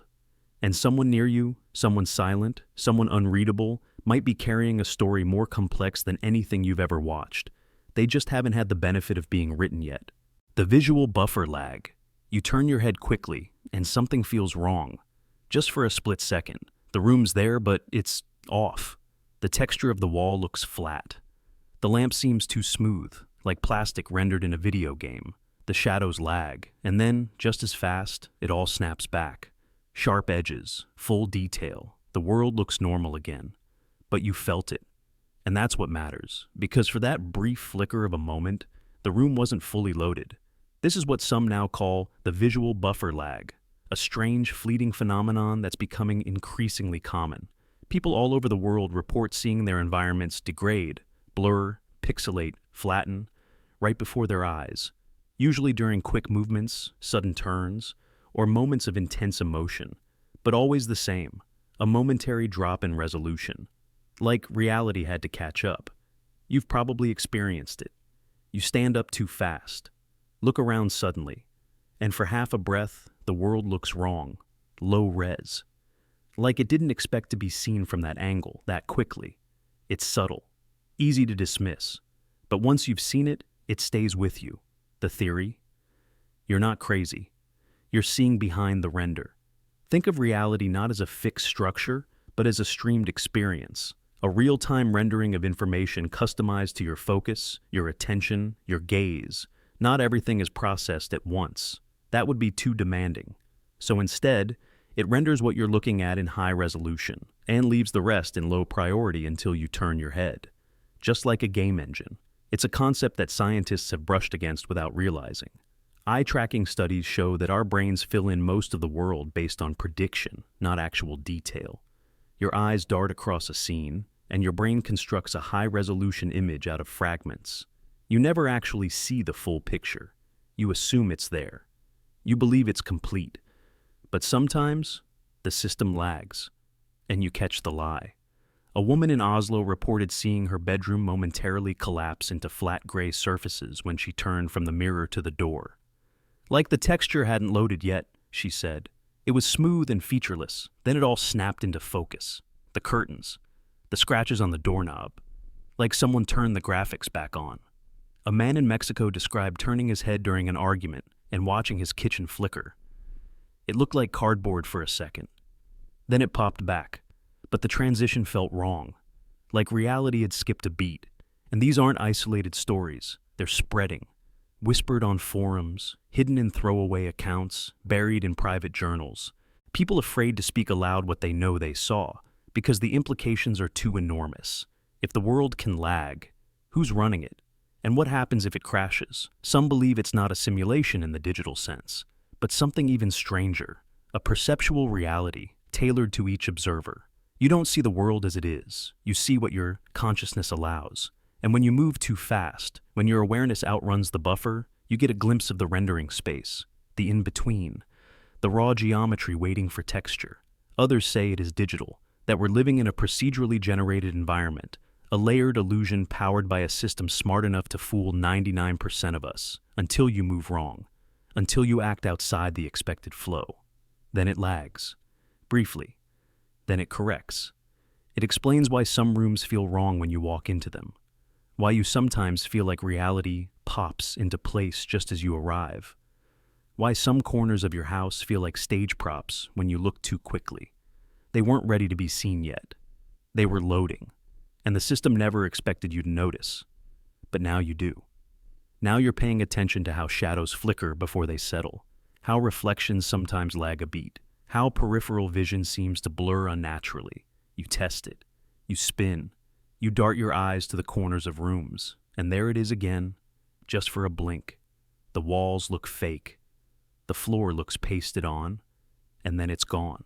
You tell yourself it's imagination, but your body disagrees, because you felt the delay. Your nervous system felt the emptiness before the textures arrived. Your subconscious registered the placeholder geometry before the world remembered how to pretend. So, what do you do now? You keep watching. You start living like every moment is a test, like the world is waiting for you to slip up. You stare into mirrors until your reflection twitches late. You film empty rooms hoping to catch a stutter. You begin to feel like reality is aware of you, not in fear, not in paranoia, but in quiet acknowledgement, because maybe it is. Maybe the buffer lag isn't an accident. Maybe it's a handshake, a reminder that this world isn't what it seems, that your awareness is ahead of schedule, that you're waking up. And when you do, the world can't keep up. So the next time you turn your head quickly and the room looks wrong, don't panic. You didn't lose your mind. You outran the renderer, and now you've seen what wasn't supposed to be seen, even if just for a second. That second was the truth. The inaccessible building paradox. You've passed it 100 times, maybe more. A building, silent, stoic, familiar, but empty. No lights, no movement, no people entering or leaving, just there. You assume it's abandoned. Maybe it's under renovation. Maybe it's offices that only operate after hours. You come up with reasons. But the truth nags at you. You've never seen anyone go in. You've never seen anyone come out. And the more you think about it, the more unsettling it becomes. This is the inaccessible building paradox, a quiet, eerie possibility that some structures in our world aren't real in the way we think they are. They don't serve a purpose. They don't shelter life. They don't host meetings, meals, or memories. They just exist. As scenery. As filler. As props in a world rendered for your experience. Some call it a cognitive blind spot. Others suspect it's a flaw in the simulation, those who believe our reality is more virtual than physical. And in both cases, the logic holds. If reality needs to appear complete at all times, it doesn't mean every part has to be complete. Some pieces can be facades, unnecessary to function, only necessary to convince you that everything is normal. In a video game, there are entire buildings that exist solely as decoration. They have no coded interior, no doors you can open. If you try to explore them, you either bounce off an invisible wall or fall through empty space. The building was never meant to be entered, just seen. It adds depth. It fills the map. It convinces the player they're in a real place. Now look around your own neighborhood. Is there a building that has never changed? No posted hours, no construction, no deliveries, no trash outside, no signage that ever lights up. You probably ignored it because why would you question it? Your mind filters it out the same way a game filters out background noise. But now that you're thinking about it, can you remember anyone being inside? There's a term in architecture called Potemkin structures, facades built to make something appear real or functional, but which have no purpose behind them. In urban environments, these are sometimes used to hide construction or to maintain aesthetic continuity. But in metaphysical theory, the idea is more disturbing. Entire locations built not for utility, but to simulate completeness. People have started documenting these buildings. They take photos of them over years, and nothing changes. Windows remain dark. Doors are locked, sometimes painted shut. One woman reported a storefront she walked past daily. It advertised a travel agency. But after 5 years, the posters in the window never changed. No website, no reviews. She finally pressed her face to the glass and saw nothing but a painted backdrop behind the blinds. And then it was gone. No record of its business license. No response from the city registry. Just erased. Like it never needed to be consistent, just present until the illusion was noticed. You might think, okay, it's just a forgotten property, a city oversight. Maybe. But what if there are dozens? What if your world is peppered with placeholders, a theater with no shows, a clinic with no patients, an apartment with lights that never turn on? This becomes more than a curiosity. It becomes a question of perception boundaries. Some philosophers argue that our reality doesn't render unless observed, that the universe economizes, only projecting what's needed to maintain continuity. You don't see the atoms behind a wall because you don't need to. You don't hear the thoughts of the person next to you because the simulation renders behavior, not internal states. So why would it fully render every building, especially if you're never meant to go inside? The inaccessible building paradox hints at a terrifying possibility that parts of your world are unfinished, not because of neglect, but because you weren't expected to look too closely. And here's where it gets darker. Some people try to go in. They knock, they wait, they walk around the back, and sometimes, after enough persistence, the door opens. But what they find inside isn't a functioning space. It's dust. Plastic furniture. Strange echoes. Like a movie set that was never filmed in. And occasionally the space rearranges itself, as if being observed forces the system to fabricate a deeper illusion in real time. One man reported walking into such a building and finding a hallway that looped back on itself. No exit. The light fixtures hummed with no power source. He stayed for 12 minutes. When he left, he felt sick for hours. Not from fear, from disorientation. As if he had stepped outside the loaded zone of the simulation and touched the empty back end of reality. So, now ask yourself, which building in your life has never opened its doors to you? Don't try to answer with logic. Try to answer with instinct. Because if you go looking, you might find a door that was never meant to be noticed. A wall that leads to nothing, or worse, something watching you back through the glass, waiting to see if you figured it out. The sound loop error. You're sitting in a cafe, maybe reading, maybe thinking, when you hear it, a cough, harmless, short, but then it happens again. Not just similar, identical. Same pitch, same rhythm, same texture, a perfect copy of the sound you just heard. You pause, and then it happens again. Somewhere else. A few tables over, or maybe across the street. That same cough. You glance around, expecting to see someone who looks visibly sick or caught in the act, but no one moves. No one looks up. No one seems to have made the sound at all. Then, a laugh. Crisp? Artificial. Not quite wrong, but too exact. You've heard it before. Yesterday in a store. A week ago in a hallway. It even ends on the same exhale, the same vocal tilt. It's not a memory, it's repetition, it's looping. You shake it off. But it keeps happening. A phone rings behind you. The tone is familiar, not because it's common, but because it's exactly the same ringtone you've heard 3 times today. Same volume, same duration, same number of chimes before it cuts out. The voices around you don't change, but the audio world seems caught in a glitch. This isn't déjà vu. This is the sound loop error. In most digital simulations, games, films, virtual environments, sound assets are recycled. Why record 10 coughs when one can be reused? Why program 1,000 laughs when a few variations will do the job? As long as they're spaced apart, the illusion holds. The brain won't notice, unless it happens too close together, unless the loop slips. And suddenly, you notice. The same footstep pattern in different places, the same creaking door sound, even though no doors are opening, the same snippet of a baby crying 3 blocks away at the same exact moment as it did yesterday. You start to realize the world around you might be rendered, not real. Not that it's fake, but that it's structured, generated, maintained, and maintained things have limits. The sound loop error is one of the first cracks. Not visual, not emotional, auditory. Because sound touches a different part of a memory. It bypasses logic. It triggers instinct. You don't rationalize a sound, you react to it. And when that sound repeats in ways it shouldn't, your instincts scream, something is wrong. It's not just annoying, it's uncanny. The rhythm doesn't feel human, it feels programmed. You hear a sneeze echo in 2 directions, milliseconds apart, but exactly the same. You walk through a market and hear 3 conversations end with the same chuckle. You start recording them, only to find, on playback, they've vanished. Or worse, they've changed. Some who've studied this phenomenon refer to it as echoed audio syncing. The theory goes that the simulation doesn't bother generating unique sound for background NPCs unless you're paying close attention. It reuses sound packets, assigns them randomly.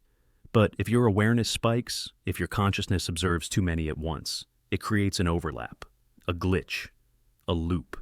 And then you start noticing other things. Rain that always starts with the same drop pattern, the same dog bark following you across neighborhoods, a street performer playing the same 3 songs, always in the same order, no matter what city you're in. Maybe it's memory, or maybe it's maintenance. Some believe these looped sounds are a form of ambient control, an auditory rhythm designed to lull your consciousness into stability, white noise for the soul, repetition to keep your perception anchored, to make everything feel normal. But once you notice, the illusion cracks, and the simulation doesn't always patch it fast enough. You begin to anticipate the next loop. You know the ringtone before it plays. You finish the laugh before the stranger starts it. And each time you do, the world feels less stable, less spontaneous. You begin to wonder, if the sounds are fake, what else is? Are conversations being generated in real time? Are the birds singing outside your window actual creatures, or just a sound file played on a loop? Are you the only one who hears the error? Or are you just the only one listening? The sound loop. Error isn't about noise. It's about the system forgetting that you notice. And when it does, the world starts to sound a little less alive and a little more like playback. The over-explanation bug. You ask a simple question. Hey, where's the bathroom? And instead of a short answer, down the hall, second door on the right, you get a monologue. Well, first you'll want to go past the vending machine, but make sure you don't take the first left because that leads to the supply closet. Actually, funny story about that. Last week someone got locked in there for an hour and maintenance had to come unlock it. Anyway, once you see the painting of the horse, turn right, but not the hallway with the green carpet. Keep going until you see a sign that says restrooms, but ignore that one. It's broken, the real bathroom is just beyond it. And you're standing there thinking, what is happening right now? This is the over-explanation bug.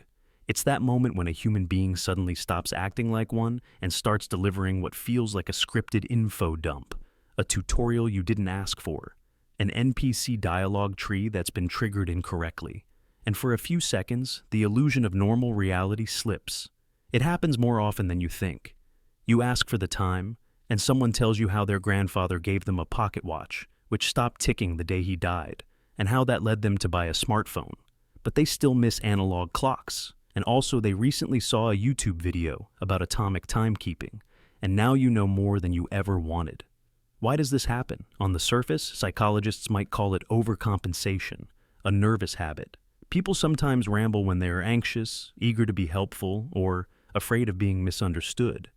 But that doesn't explain why these moments feel scripted, not just rambling, but precisely structured, with oddly specific detours and completely unnecessary lore. It's not that they're being random, it's that they're being too relevant, too on the nose, like a character feeding exposition in a game, a glitch in the narrative logic, because that's what it feels like you've accidentally triggered a side quest without realizing it.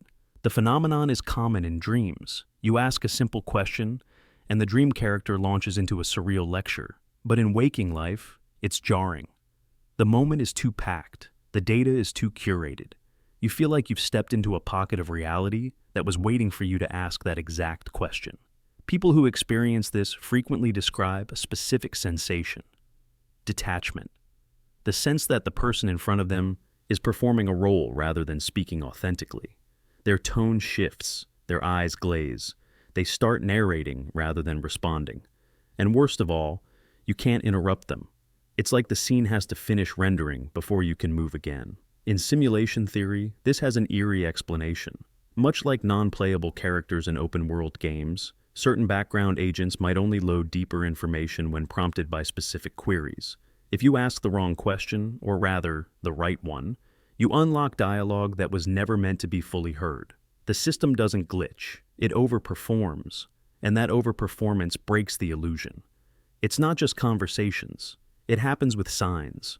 You read a simple instruction: please use the side entrance, and beneath it is an entire paragraph explaining the historical context of the side entrance, the architecture, the time of day it was built, even who painted the sign. You feel like the world is trying to convince you of something you never questioned. So why the bug? Some believe the over-explanation bug is triggered when your curiosity exceeds the parameters of the current narrative. You show too much interest in a system designed to run in the background. The response? A massive data dump to distract you, to overwhelm you, to get you back on script.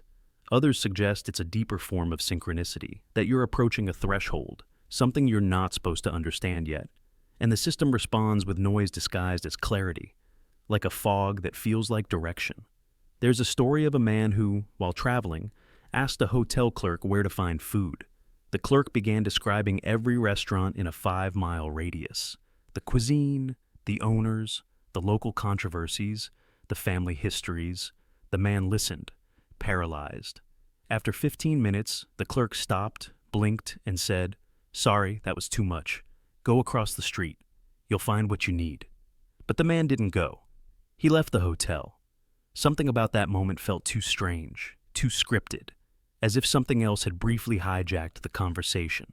So, the next time you get an answer that feels too long, too prepared, too weighted with unnecessary details, pay attention. You might have brushed up against the edge of the script, the system noticed, and it gave you a monologue to keep you busy. Because maybe you weren't supposed to ask, or maybe you were supposed to ask again. The invisible collision box. You're walking.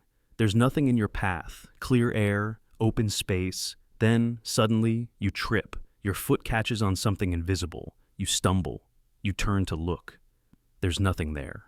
No step, no ledge, no object, just flat, empty space. Or maybe it happens with your hand.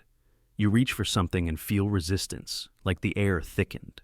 Like you bumped into an edge that wasn't supposed to be there. You pause, confused. You sweep the space again. Still nothing. But you know what you felt. It was real. It was solid. But it wasn't visible. That is the invisible collision box, and it changes how you see the world. In game design, a collision box is an invisible shape around an object that determines whether a character interacts with it. It defines where something is in space, even if the texture hasn't loaded. Even if there's no visible model, you can bump into it, stand on it, get stuck in it. Now ask yourself, what if our world has them too? What if that trip you just brushed off as clumsy was really a physics error? You were never meant to hit that spot. But the environment had a leftover hitbox, a piece of reality meant to be removed or reshaped, but someone forgot. A remnant of something that used to be there, or something that isn't supposed to appear until later. And that's when it hits you. Maybe space itself has structure you're not meant to see. You think of space as empty, air, vacuum, a void. But what if the space around you isn't passive? What if it's mapped? Every corner, every stair, every flat surface you take for granted? Maybe it's not as continuous as you believe. Maybe reality isn't smooth. Maybe it's patched together with invisible frames. And sometimes, those frames glitch. You step into a room and feel resistance against your shoulder, but there's nothing there. You bump your knee on a blank wall. You dodge to the side for no reason, instinctively, like something was there and isn't now. The system moved it, or rendered it late. Just like in a game where you can walk into a room before the couch appears. The couch still stops you, even though it hasn't finished loading, because the collision box loaded first. It's not that you imagined the obstacle, it's that you encountered its presence before its appearance. And maybe that's how our reality works. It loads physics before visuals. It prioritizes interaction over clarity. You don't need to see the object to be affected by it. You just need to touch its boundary. Have you ever walked through a hallway that felt narrower than it looked? Or sat in a chair that felt wrong, as if your body was half inside something you couldn't name? Or leaned against a wall and felt, for a split second, like you weren't the only one in that space? That's not paranoia. That's proximity. You grazed the edge of something that wasn't meant for you yet, or something that was removed, but not cleaned up. A forgotten asset. A dormant entity. A ghost of code. The world is full of them. Not just in physical space, but emotional space. You walk into a room and feel like you interrupted something, even if no one else is there. You approach a place and feel uninvited, not by people, but by space itself. Like there's a presence with no body, like you collided with the outline of something unrendered. What if those feelings aren't vibes or energy or atmosphere? What if they're invisible geometry, an architecture of experience, boundaries your mind can sense even when your eyes can't? Invisible walls, hidden barriers, glitched surfaces, the simulation forgetting to remove a line of code after updating the scene. And here's the twist. Maybe you have a collision box too. Maybe you occupy more space than you think. And maybe your soul, your consciousness, your presence bleeds out beyond your skin, touching parts of the world your body doesn't notice, but your reality does. That's why you sometimes feel things before they happen. That's why someone stands too close and your whole nervous system flares before they touch you. That's why animals react before footsteps fall. Why a child cries in a room with no sound. The hitboxes are real. They just weren't meant to be seen. But every once in a while, you do. You trip over an empty sidewalk. You bump into air. You flinch at nothing. And in those moments, you glimpse the scaffolding beneath your reality, the invisible net of logic, the boundary boxes, the map data. And you're reminded that this world, no matter how solid it seems, is being generated in real time. So, if you ever trip and there's nothing there, don't just laugh it off. You might have brushed against the edge of something you were never meant to touch. And for a moment, the simulation noticed. The altered mirror law. You stand in front of a mirror, you expect truth. Not because mirrors are honest, but because they've always seemed reliable. They reverse left and right, show you in real time, reflect light, nothing more. But then one day, something changes. The angle feels wrong. You move slightly and your reflection seems off. Not late, not slow, just wrong, as if the laws guiding it are different than the ones guiding you. This is the altered mirror law, a whispered theory that something fundamental in your reflection no longer matches the physics of your reality, that a mirror doesn't simply reflect your image, it renders it, and the version it shows you may not obey the same rules you do anymore. You don't notice it at first. It's subtle. You tilt your head, and the reflection's tilt feels slightly exaggerated. You lean closer, and for a split second, the geometry breaks. The curve of your cheek distorts. Your arm shortens as it moves. Angles that make no sense. Light that doesn't bend the way it should. Not like glass, not like silver. Like something else entirely. You convince yourself it's your imagination. Lighting. Fatigue. But you return again and again, and the feeling deepens. Not fear. Uncertainty. Like the mirror is operating on rules from somewhere else. What if it is? What if mirrors were once perfectly aligned with our physics, until something shifted? Not the mirror, not your body, but the baseline laws that connect them. If this world is a simulation, or even a layered reality, mirrors could act like legacy hardware, leftovers from a previous version of the rendering engine, still functional, still convincing, but slightly out of sync. Like a clock that keeps ticking, just not at the right speed. Some researchers have explored mirror illusions deeply. They have discovered that even small inconsistencies, changes in curvature, imperfect reflectivity, can warp perception. But what they can't explain are the psychological anomalies. People reporting deep unease, as if the mirror isn't just wrong, but aware. One woman described watching her reflection blink before she did. Not a delay. A lead. She turned away, heart racing, then turned back, only to see herself already staring. Another man claimed that in moments of stress, his reflection would subtly smile. Not in a creepy way, in a knowing way. Like it had context he didn't, like it remembered something he didn't. And there's the geometry, the light paths that don't add up. You place an object near the edge of the mirror, and the reflection angle doesn't track. The depth looks wrong. The vanishing point bends. Artists have tried to paint mirrored scenes for centuries, and even they admit reflections disobey. But what if that disobedience isn't artistic? What if it's physical? What if mirrors hold on to the logic of an older version of this universe? If this reality has been updated, rebooted, re-rendered, shifted, then mirrors, being passive, might have kept the original rules, like fossilized code. When you stare into one, you're not just seeing yourself. You're seeing a version of space where things used to work differently. That's why the angles feel uncanny. That's why reflections sometimes linger. That's why shadows in mirrors behave just a bit too sharply, or seem to arrive a moment too early. You're not seeing your world. You're seeing a ghost version of it, a memory etched into reflective glass. It would also explain why certain cultures feared mirrors, not as tools, but as portals, traps. Devices that capture not just your appearance, but your presence. They spoke of reflections that watched back, of spirits trapped behind glass, of cursed mirrors that showed more than they should. What if those stories weren't just metaphor? What if mirrors aren't broken, they're preserved? What if they still render using physics that were phased out when the universe updated its operating laws? And if that's true, then what happens when you stare too long? What if the reflection begins to overwrite the current laws? What if you sync with it, even slightly, and start behaving according to its physics, not yours?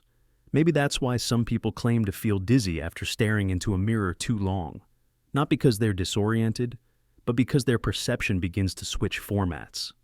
They begin to see from inside the outdated system. The shift isn't visual, it's existential. One day you might look into a mirror and not recognize what looks back. Not because the face is unfamiliar, but because it's been calculated under a different rulebook, a different frame of space, one where your body was arranged differently, one where light obeyed older commands, one where you died in a different way, or never lived at all. And in that moment, the reflection is no longer a twin. It's a memory, a parallel, a fragment of you rendered under laws that no longer govern this version of reality. It might not hurt you, but it might remember you. So you step back, you blink. The angles click into place again. Everything looks normal, but now you know. That mirror didn't lie. It simply told the truth of a version you forgot, a version still running in the background, a version that's been watching this whole time. The statistical anomaly. Spike. You tell yourself it's just coincidence, a familiar name repeated 3 times in one day. Seeing the exact time, 11:11, on 4 separate clocks. Meeting someone with your birthday. Running into an old friend on the only day you left the house. You tell yourself it's just chance, until it isn't. Until the world feels like it's trying to tell you something. Until the numbers stack too perfectly, the names echo too loudly, and the patterns arrive faster than your mind can dismiss them. This is the statistical anomaly spike, and it might not be mystical, meaningful, or divine. It might be a system crash. Reality, if it functions like a simulation, runs on probabilities. A billion weighted outcomes every second, collapsing into experience. You don't normally notice, because the math runs smooth. Coincidence is balanced. Randomness properly distributed. But what if, just once, the probability engine glitches? What if the algorithm that controls randomness stutters? That's when the anomalies stack. Rapid fire. Identical words from different mouths. Songs syncing with your thoughts. 4 people calling you with the same question. The world tilts, not into chaos, but into pattern. Unnatural synchronicity. As if randomness itself broke its leg. And the cascade begins. People report these spikes not during peaceful moments, but during emotional storms. Grief, breakups, transitions, or intense introspection. It's as if the fabric of the simulation becomes unstable near raw consciousness. And when your awareness heats up, the code begins to ripple. The probability weights shift. The engine can't regulate properly, so it dumps patterns, overcorrects. You're not seeing more signs because you're spiritually awake. You're seeing them because the math is failing. In coding, a debugging cascade occurs when one small error causes dozens of unrelated systems to throw alerts. A function fails, logs an error, then triggers error handling in systems that weren't even involved. It looks like chaos, but it's not. It's the system telling on itself. That's what the statistical anomaly spike is. Not fate, not alignment. A breach. A debug print of the matrix trying to realign itself. One man described it like this. He kept seeing the number 314 on receipts, license plates, room numbers. It started small, barely noticeable, but then it escalated. Flight number 314, a street address, a lottery draw. When he finally checked the date, it was 3/14. He brushed it off as bias, until his new coworker introduced herself. Her name? Pi. That's not just coincidence, that's a breakdown. And the question is, why you? Some believe these spikes are personal, that the simulation uses your mind as a node. When your emotional intensity spikes, when your thoughts overload the standard algorithms, your probability field destabilizes. You begin to see behind the veil, not into truth, but into error. You are no longer experiencing randomness, you're experiencing overflow. And here's the catch. It feels meaningful, because your brain is wired to see pattern. You crave symmetry. And the more your world aligns, the more your mind assumes fate is at work. But the statistical anomaly. Spike doesn't deliver purpose. It delivers evidence that something under the hood is misfiring. You'll know it by the way it makes you question time. The phone rings right as you reach for it. A stranger finishes your thought. You dream of a symbol and wake up to see it on a billboard. The world starts responding too quickly. Like it's not reacting to your behavior, but predicting it. And sometimes, preloading it. You say, I hope I don't run into her. And then she's there, before you turn the corner. That's not intuition, that's collision.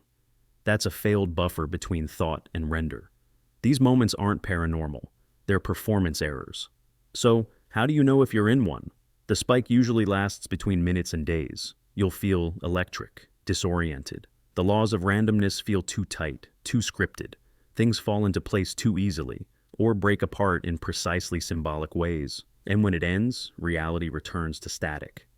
Things go quiet, and you feel drained, like you were running a process you weren't built to handle. And maybe you were. Maybe consciousness isn't supposed to hold the full weight of pattern recognition. Maybe we're designed to filter the noise.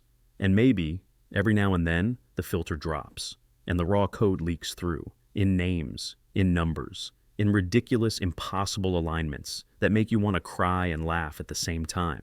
So, if you're in one now, don't panic. But do pay attention, not to the signs, to the architecture behind them. Because once you know the system can break, you'll never trust the odds again. The reality delay buffer. It's subtle, so subtle you almost miss it. You're in a room, maybe at work, maybe at home. Someone calls your name, you hear it clearly. Your body responds, you turn your head, but they haven't spoken yet. They're still breathing in, still forming the word. Their lips are just parting. The sound shouldn't have arrived, but it did. A full second before it should have, an echo from the future. You pause, confused. Goosebumps crawl over your skin. Your brain races for reasons. Acoustics, reverb, a misheard voice from another room. But none of it fits. It wasn't random noise. It was your name, spoken in their voice, before they ever made a sound, and that's when the sensation hits you. Not fear. Something stranger. Like stepping on the wrong stair. Like watching a video stutter, just for a moment, then catch up. The world glitches but tries to act normal. That's the reality delay buffer. The theory goes like this. Reality isn't continuous. It's rendered, streamed, processed in packets of perception, like a video game or film reel, except the player is your consciousness, and the world loads just ahead of what you need. To stay seamless, it predicts, preloads, caches. You think you're living in real time, but you're actually seeing the world on a slight delay, just enough for it to render smoothly. But sometimes, the buffer slips. Audio is faster to render than visuals. It's lighter, less resource intensive. So the system might load the sound of a moment before it finalizes the scene, like a soundtrack that starts playing before the image appears. And when that happens, when perception processes audio early, you hear something before it happens. Not a premonition, not magic, just a system error. But it feels like a crack in time. It starts happening more often. Someone says a word, and you know what it is before they speak. You're in a crowd and hear your name echo, but no one is looking at you yet. Or you answer a question someone hasn't asked. You laugh before the punchline. You flinch before the bang. It's not intuition. It's desynchronization. You're falling slightly ahead of the timeline. Like your consciousness is processing the code faster than the world can deliver it. And once you notice it, you can't unsee it.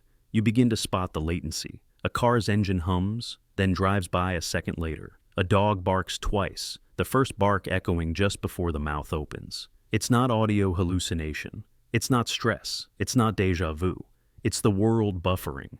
The system wants you to think everything is real time. It's designed for flow, for smooth transitions and seamless reactions. But buffering is everywhere, in your memories, in your decisions, in your reality. You think you're choosing, but maybe the options loaded 5 seconds ago, and now you're just clicking. The reality delay buffer isn't limited to sound. People begin to report visuals loading out of order. A light flickers on before someone flips the switch. A door opens, but you saw the inside before it revealed itself. Your shadow appears ahead of your step. Subtle, almost imperceptible, but off.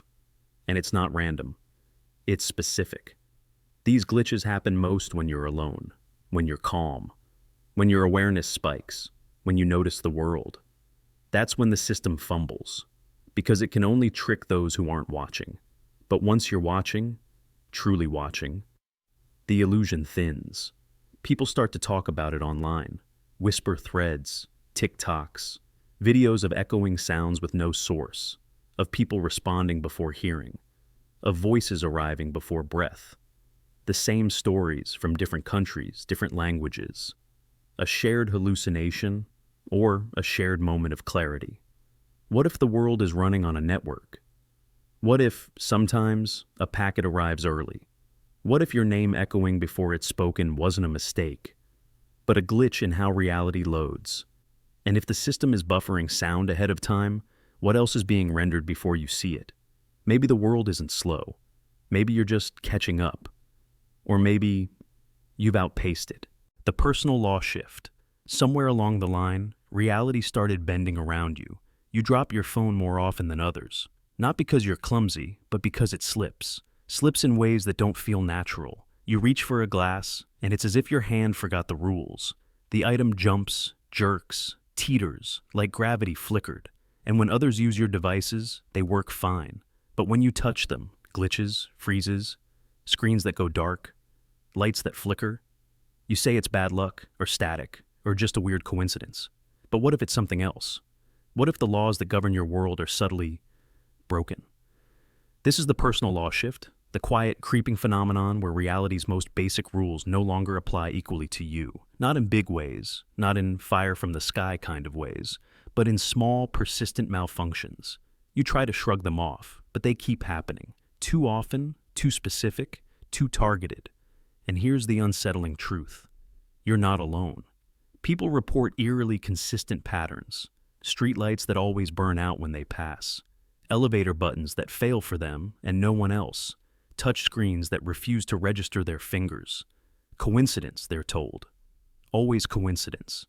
But patterns don't lie, and eventually, it begins to feel less like error and more like isolation. Like reality has shifted subtly in just one sector, you. Some researchers have studied this under the name streetlight interference syndrome, where certain individuals seem to affect electronic devices merely by being near them. They generate anomalies that can't be replicated under controlled conditions, not because the tests are flawed, but because the condition is, or rather, the person is. Something in them is out of sync, out of alignment with the base settings of the world, which begs the question, what's causing it?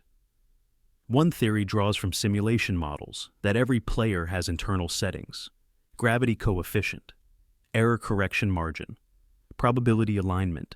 Most remain stable throughout a lifetime, but under extreme emotional, psychological, or existential pressure, those variables can destabilize. Like corrupted code, a segment of your reality engine starts misfiring. You become a localized distortion. Reality doesn't crash, but it struggles to render around you. You notice time dilation, not full-blown time travel, but seconds that stretch, an hour that evaporates without memory. You blink and forget where you put things. Not normal forgetfulness, missing frames, as if that moment wasn't recorded at all. You feel watched, but not in the paranoid way, in the mechanical way. Like the system is recalibrating for you. Like your presence has introduced noise, and the longer it goes unnoticed, the worse it gets. Then come the more complex violations. GPS misroutes that make no sense. Digital clocks that freeze at odd numbers when you pass. Algorithmic ads for things you haven't searched, but deeply felt. People misremembering things you clearly said. Doors locking themselves after you enter. Updates that only you seem to receive. And the world's response? You're imagining it. You're stressed. You're making mistakes. But what if you're not? What if your settings, your parameters, were altered somehow? Not through trauma, not through error, but through a choice made outside your conscious memory. A decision your deeper self made. To change something fundamental, to upgrade, to diverge. And now, the reality built around your old template is cracking. There are whispers in esoteric circles of people who slip universes, who enter close parallels of their original life, but with slightly different physical laws. In those places, objects fall differently. Energy behaves strangely. People react with a half-second delay. And only the one who slipped remembers how it used to feel. So maybe you didn't glitch. Maybe you were moved. Maybe you're in a version of the world where your soul doesn't quite match the framework anymore. And your body knows it. Your electronics know it. Gravity knows it. It's not punishing you. It's responding to you. But you don't have to fix it. Because this shift, while unsettling, might be necessary. It might be the sign that your internal program is ahead of the map. That you're on new ground, and the world hasn't caught up yet. So when you drop something again, when the lights flicker or your laptop stutters, pause, smile. You're not cursed. You're not broken. You've just outpaced the physics patch. The misplaced shadow phenomenon. You're walking outside on a quiet afternoon.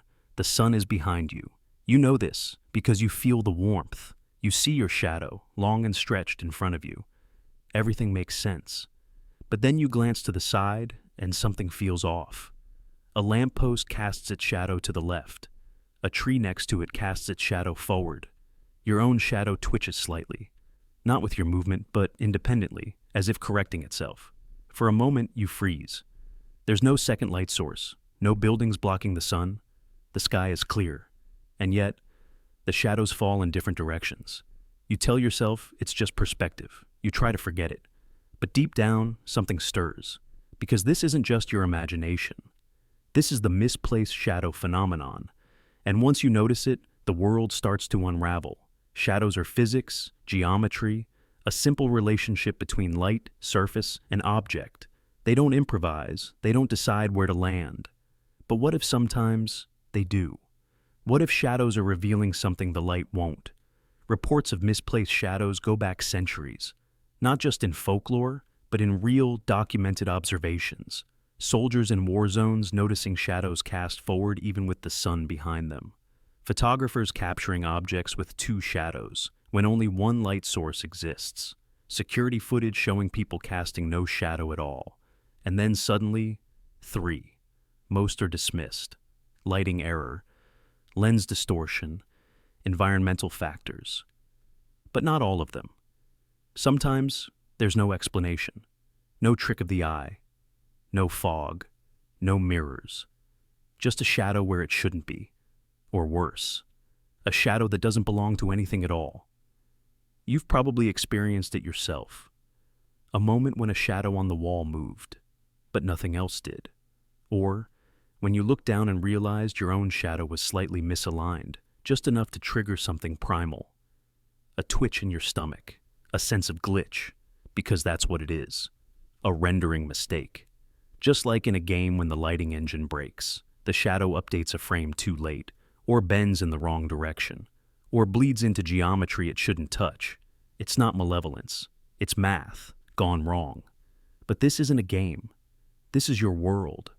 So what does that mean? Maybe it means this world isn't as consistent as you think. Maybe space-time is rendered just like graphics, efficiently, in layers, and in response to observation. Your eyes process around 60 frames per second. But what if reality doesn't? What if it buffers? What if your mind is syncing with a system that occasionally drops frames, or forgets where the light source is supposed to be? That could explain the shadow anomalies. In 2009, a physics student hiking in Norway reported that his shadow detached briefly during a solar flare, lagging behind by a full second before snapping back into sync. He wasn't hallucinating. He caught it on video. No second sun, no reflective surface, just a body and a light source, disagreeing. Others describe more subtle errors. You walk through a parking lot. The cars all cast shadows to the right, except one. The light is identical. The angles should match. But that one car's shadow falls behind it, sharply, like the sun moved, but only for that object. And if you think it's all in your head, look closer. Even satellite images sometimes show inconsistent shadows. Buildings side by side with angles that don't align. Global illumination errors at the scale of cities. These aren't artistic renderings, they're data. So, what's the system trying to hide? Maybe nothing. Or maybe everything. Because if shadows are breaking, it suggests the logic underneath your world is conditional. Applied when needed, corrected when noticed, ignored when you aren't paying attention. That's the terrifying part. The shadows only behave when you're watching. What about when you aren't? What if the rest of the world, when you're not looking, flickers into default? No physics, no particles, no light. Just placeholder space waiting for your attention to bring it into form. A hallway you walked through moments ago? Gone. Rendered again when you return. The room behind you right now? Quietly unrendered. And the shadows, those loyal companions tied to your every move, aren't as loyal as they seem. They're data. Scripted response to light. But if the script fails, they reveal the glitch. They point in wrong directions. They move too early, or too late. They don't match the world. And when that happens, you're not seeing a visual bug. You're seeing the engine, the bones of the simulation beneath the illusion, the math that builds your moment-to-moment experience slipping for just a second, just enough to show you that light, too, is a lie when the logic fails. You weren't supposed to notice, but now you have. So, next time you walk outside, don't look at the sun. Look at the shadows. Look at the corners where they intersect. Track the direction they fall, because if one of them moves wrong, you'll know you've stepped outside the limits of the render, and the simulation is catching up. The memory lock. Glitch. You're standing at the ATM. Your hand hovers over the keypad. You've entered your PIN 100 times before, but now, nothing. Your mind goes blank. Not fuzzy, not distracted, blank, like the memory was never there to begin with. You close your eyes. Try again. Nothing. Not even a hint of the first number. It's not stress, it's not age. It's like someone flipped a switch, and suddenly, access is denied. You laugh it off. Blame it on tiredness. But deep down, something stirs. This wasn't normal forgetfulness. This was a lockout. It happens again. You're driving home, a route you've taken for years. You pull up to a familiar intersection and freeze. Left? Right? You don't know. The roads look familiar, but none of them feel true. Your memory doesn't respond. It's not missing. It's just not available. Like the file is grayed out in your brain. This is the memory lock glitch. A strange phenomenon where perfectly mundane, deeply familiar information suddenly becomes unreachable. Not lost, not erased, just locked. As if someone revoked your access to it, temporarily, quietly, without explanation. And when it comes back, minutes or hours later, it feels like the memory never left. Like it was there all along, behind a glass wall, waiting to be let out, waiting for permissions to reset. You start to notice the pattern. It's not just random data, it's specific, personal, essential information. Your own birthday, a friend's name, the password you typed last night. And always the same feeling, not that you forgot, but that you were blocked. You reach into your mind, and your hand passes through. Some say it's stress. Some say it's fatigue. But if that were true, why would it strike in moments of calm? Why would your own name, your own number, vanish mid-sentence? Here's the theory. You're not accessing your memory. You're querying a database. And sometimes, read access is denied. Not permanently, but by design. Because if this is a simulated or layered reality, your memory isn't stored entirely inside you. It's hosted, fragmented across systems, pulled in real time when you need it, like a cloud-based file. Most of the time, it loads seamlessly. But sometimes, that connection fails. The retrieval breaks, the access point locks, and you're left staring at an empty space in your mind where something should be. A woman in Sydney reported forgetting the name of her daughter for almost an hour. She said it was like a curtain had dropped between her and the memory. She could remember her face, her voice, but not her name. And when it finally returned, it hit her like a jolt, so sudden it made her nauseous, as if the system had finally re-established connection and dumped the data back in. Another man described writing an email, typing his own address, and freezing. "I knew it yesterday," he said, "but today, it was like trying to reach through fog, like the information was behind bulletproof glass." If this is just neurological error, why do the missing memories return fully intact? Why aren't they relearned? Why do they snap back instead of slowly resurfacing? Because they were never gone. You were simply not allowed to see them. Maybe the system is protecting you. Maybe that memory would have changed something you weren't meant to change. Maybe the world needs you to forget, just long enough to follow a different path. Or maybe it's something more mechanical, load balancing, reducing data flow, preventing overload, or maybe someone else needed your memory to be inaccessible. Temporarily. We know that in computer systems, memory access can be revoked. Files can be read protected. Segments can be hidden even from their own owner. If our consciousness functions like an operating system, then these glitches might not be mistakes. They might be permissions updating in real time. They might be edits. And if memories can be locked, they can be rewritten. That's what makes this terrifying. You forget your password. But when it comes back, how do you know it's the same one? You forget what street you lived on as a child. You forget the way someone laughed. Then suddenly, it returns. But how do you know it hasn't been subtly modified? If your access can be revoked, it can also be forged. This is how the system protects itself, by making you doubt your own recall. Because what happens when you start remembering things that don't fit? Realities that never happened. People who don't exist anymore. Places that look wrong, but feel right. You chalk it up to imagination, to dreams. But what if it's not? What if it's you accessing data that wasn't meant for this version? That's when the locks come down. That's when the system intervenes. It doesn't delete. It just, blocks. So, next time it happens, when you can't remember the name of your school, or the color of your old car, or the smell of a place you swear you've known, don't brush it off. Don't tell yourself it's aging. Ask instead, who decided I shouldn't remember, and what is waiting behind that locked door? The coincidence density overload. You step outside and run into an old classmate. Strange, but fine. Later, you open a book, and the main character shares your birthday. Odd. Then, 3 people you haven't heard from in years message you within an hour. You laugh it off. Coincidence, right? Until it keeps happening. Until the barista says a phrase you just dreamed about. Until your favorite childhood song plays in a stranger's car. Until every moment in your day feels curated, as if the world is folding around you with increasing precision. Not random, not magical, just overloaded.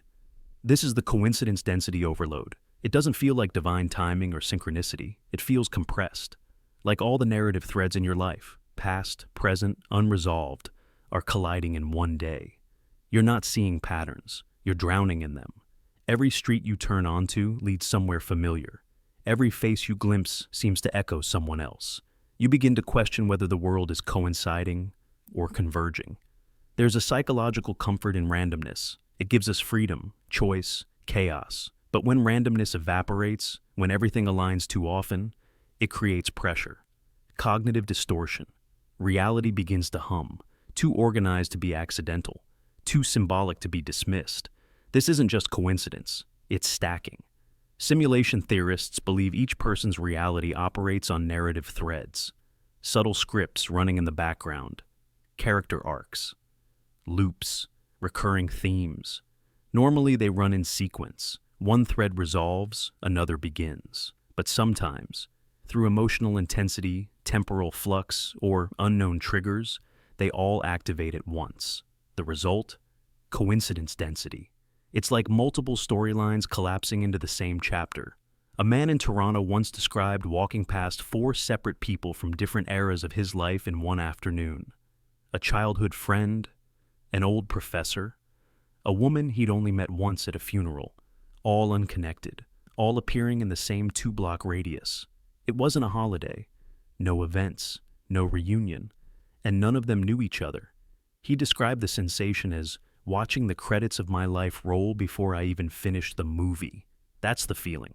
Endgame energy. Closure before the end, like someone's trying to fast-track your arc. You may experience intense déjà vu, repeated numbers, unexpected references to things you just thought about, events you once imagined in fiction now playing out in life. The universe doesn't feel chaotic anymore. It feels over-scripted, and you're not lost in it. You're centered in it. Too centered. And that's when the suspicion creeps in. What if the system is struggling? What if, for reasons unknown, your narrative load has surpassed its normal limits? What if too many unresolved storylines, too many untied loops, too many dormant character threads have awakened? The simulation, if that's what we live in, might not be optimized to handle this.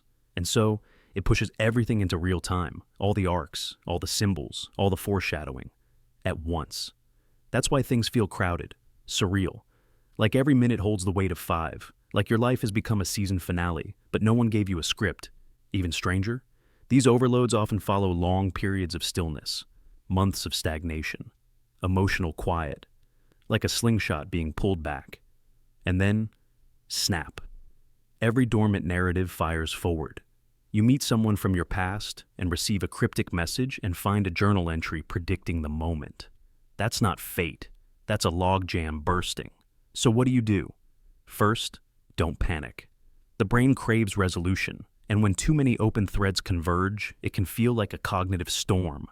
But this isn't a punishment. It's a convergence event. The system is trying to clean house. Second, don't chase every sign. Not everything needs to be understood. This isn't a puzzle. It's a bandwidth event. A moment where too much narrative energy flows through too small a channel. And third, observe, not the events, the structure. Notice the timing, the proximity, the symmetry. You may see patterns that hint at how the storylines link. Not why, but how. And once you understand the shape, the overload starts to thin. The scripts settle. The pressure eases. One woman described her overload ending after she wrote everything down. Every name, every quote, every strange echo. As if the act of documenting helped the system log the data. And then it stopped. Quiet returned. And with it, a strange grief. Like a powerful storm had passed without destroying her, only changing her. Because that's the real function of the coincidence density overload, not to enlighten you, but to reboot you. To remind you that the threads of your life aren't random, but intricately, painfully entangled. And sometimes, to untangle them, the system must flood. So, if today feels like the world is folding in on itself, if every corner holds a mirror, if every moment echoes another, pause. You are not trapped. You are witnessing the system try to reset your story. The unopenable door error. It's a simple moment. You walk toward a door. It's clearly marked, pull. You push instead. Nothing happens. You chuckle, correct yourself, pull it open, and move on. But sometimes, it's different. You push the door. It doesn't budge. You read the sign again. Pull. You pull. Still stuck. You try again. Harder. No movement. You look around. No lock. No obvious jam. You twist the handle, wiggle it, knock on the frame. The door looks like it should open. It feels like it should. But it doesn't. It's not broken. It's just not responding. And that's when the discomfort settles in. Because this isn't just stubborn mechanics or a sticky hinge. It feels intentional. Like reality itself has refused to comply. You weren't supposed to go through that door. And the simulation knows it. This is the unopenable door error. In video games, especially open-world environments, not every door leads somewhere. Some are decorative, non-interactive. They are for illusion, for ambiance, for texture. You try to interact, and nothing happens. The devs didn't build what's behind it. There's no room, no code, no need, so you're subtly nudged away. A locked sound, a lack of prompt, a polite lie. This area is inaccessible. What if real life works the same? You're walking through a hotel, or an office building, or a campus hallway, and you feel drawn to a door. Maybe you're not sure why. Maybe your curiosity flares. Maybe something in you expects there to be more. But the door won't open, not locked, not alarmed, just denied. You try again, your hands fumble, you double-check the sign, try both directions, even peer through any available glass, still nothing. As if the door exists only as a boundary, a placeholder, a prop in a simulation that never anticipated your need to go that way. And in that moment, reality feels thinner. Not because the door is mysterious, but because it's empty. You can feel the lack of world behind it. Like the space it should lead to hasn't been loaded, or doesn't exist at all. Like you're standing at the edge of a rendered map, and someone forgot to finish coding the rest. Some who've experienced this describe a strange sensation. Not frustration, but disorientation. The door not only resists opening, it resists meaning. You start questioning whether it ever opened, whether anyone uses it, whether it's real at all, or just a visual anchor dropped into the world to suggest completion. Now think. How many doors like this have you encountered? Stairwell doors that don't open on every floor. Side entrances that look functional but never work. Doors with no handles. Or ones you swear you've used before, until they suddenly become inaccessible. You ask a nearby employee. They shrug. It's always like that. Or worse, there's nothing back there. What if these are not oversights? What if they're limitations? Simulations are resource intensive. Why simulate a room no one needs? Why build corridors the user isn't meant to explore? The unopenable door error could be the system's quiet way of conserving energy. You weren't meant to go there. So the system refuses access, not through a warning, but through misdirection. First, confusion, then awkward repetition, then abandonment, just like the script wanted. But here's the twist. Some people don't let go. They check the same door every day, and one day, without explanation, it does open. And what's behind it? Nothing. A blank space, an unfinished hallway, a room with no sound, no texture, a place that shouldn't exist, a soft hum in the air, the smell of static. Because the system wasn't ready, it didn't expect persistence. Those are the explorers, the testers, the ones who make the simulation flinch. Maybe the unopenable door is a test, a checkpoint, a way to see who's paying attention. Or maybe it's a containment measure to keep you from wandering too far off the designated path. Either way, it's not just about misreading a sign. It's about recognizing that sometimes the world pushes back, not with force, but with silence. And the next time you find a door that doesn't budge, ask yourself, is it really stuck? Or is the simulation asking you not to look behind the curtain? The fog texture trick. You've driven this road dozens of times. It's always the same turns, same landmarks, same stretch where everything fades into fog, even when the forecast is clear. Blue sky above, dry pavement below. But up ahead, haze. Soft. Persistent. Not thick enough to be real fog, not misty enough to touch. Just there. As if the world doesn't want you to see too far. This is the fog texture trick. A subtle, creeping glitch in the way your reality loads. You're not supposed to notice it, but once you do, it becomes impossible to unsee. At first, it looks like a weather pattern. You tell yourself it's heat rising from the asphalt, or a pocket of humidity, or some regional quirk. But then it happens every time, always in the same spot, always stretching just far enough ahead to block the horizon. You pass through it, and the world snaps back into focus, instantly, sharply, like a screen refreshing. And the next time you're on that road, it's there again. You start noticing other spots, the park trail that always gets cloudy just before the fork, the neighborhood that never seems to get direct sunlight after 5 p.m., the alley that feels artificially dim, even under a bright sky. These aren't shadows. These are masks, blur filters, illusions of depth. In video games, fog is a tool, an optimization trick. Game engines use it to reduce rendering demand. Instead of generating every distant detail, they blanket the far edge of the map in fog or haze. It's efficient, clever. You only see what you need. The rest? Deferred until you get closer, or skipped altogether. Now apply that logic to your life. What if your reality works the same way? What if you aren't moving through a fully rendered world, but through a reactive simulation, a stage built just ahead of you? And when that simulation can't keep up, or you're venturing beyond its priority zone, it throws up fog, a placeholder, a pause, just enough to maintain the illusion of endless space. The human eye doesn't question it. Fog is natural, but your pattern memory knows better. And the moment you notice the pattern, the illusion starts to fray. Ask around. People have stories. A man in Colorado swears a hiking trail near his cabin always turns hazy, regardless of season. Clear weather becomes white noise. GPS stutters. Photos come out blurred, even though everything else in the shot is crisp. He tried to walk past it once, deeper into the haze. He said it felt like walking through fabric. Not air, not water, something else. And when he turned around, the trail behind him was gone. Just a wall of white. He never went back. Another woman tells of a fog bank on the same street corner every winter morning. No matter the temperature, she tested it. Compared security cams, barometer readings, air moisture levels. Nothing explained it, but it always moved when she got close.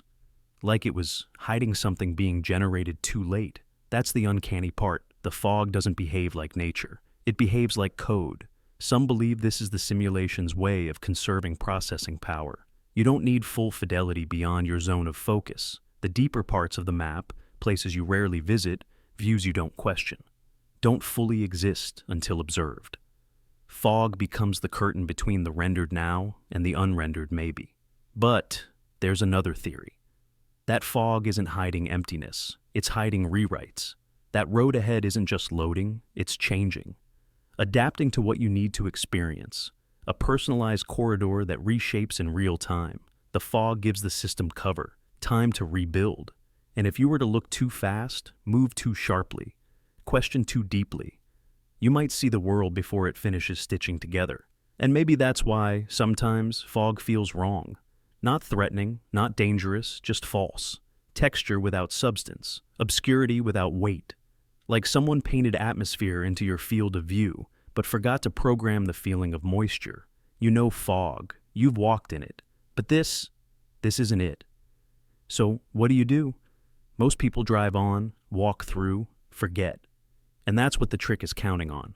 But if you stop, if you wait just before the fog line, observe it without crossing, you might catch it flicker. You might see the edge blur.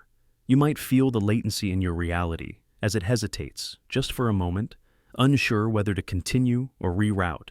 And if you do step forward, watch carefully, because the world you enter might not be the one you left behind. The Timeflow reversal spike. You say something and then realize you've already heard it. Someone responds, and the words feel familiar, like an echo from a memory you never had. A moment unfolds exactly as you expected. Not guessed, not predicted, remembered.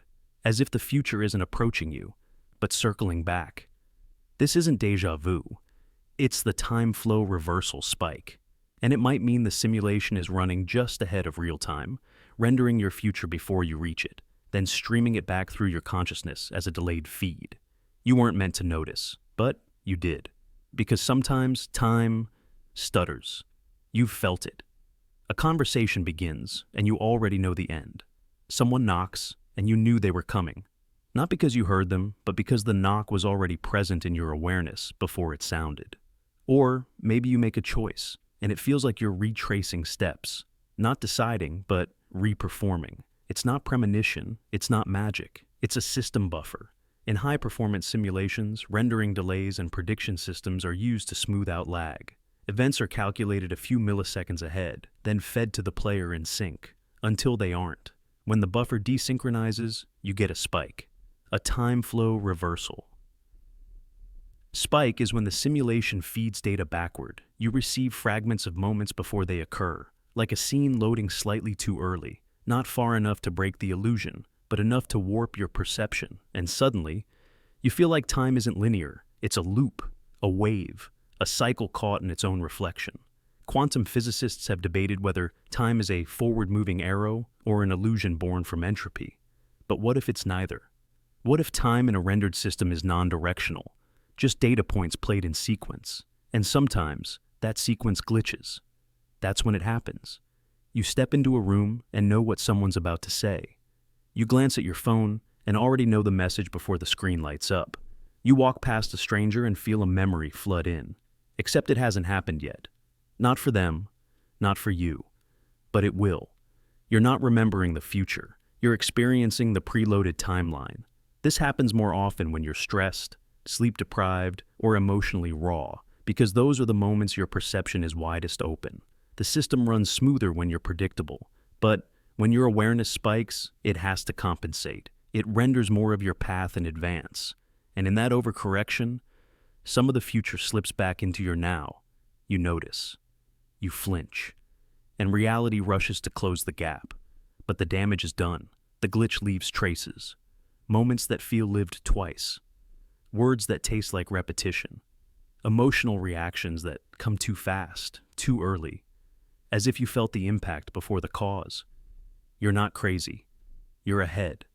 And that terrifies the system. Because if you move faster than the render, if you start recognizing future data before it aligns with your present, then time becomes meaningless. Your decisions feel hollow. Not because they don't matter, but because they've already been calculated.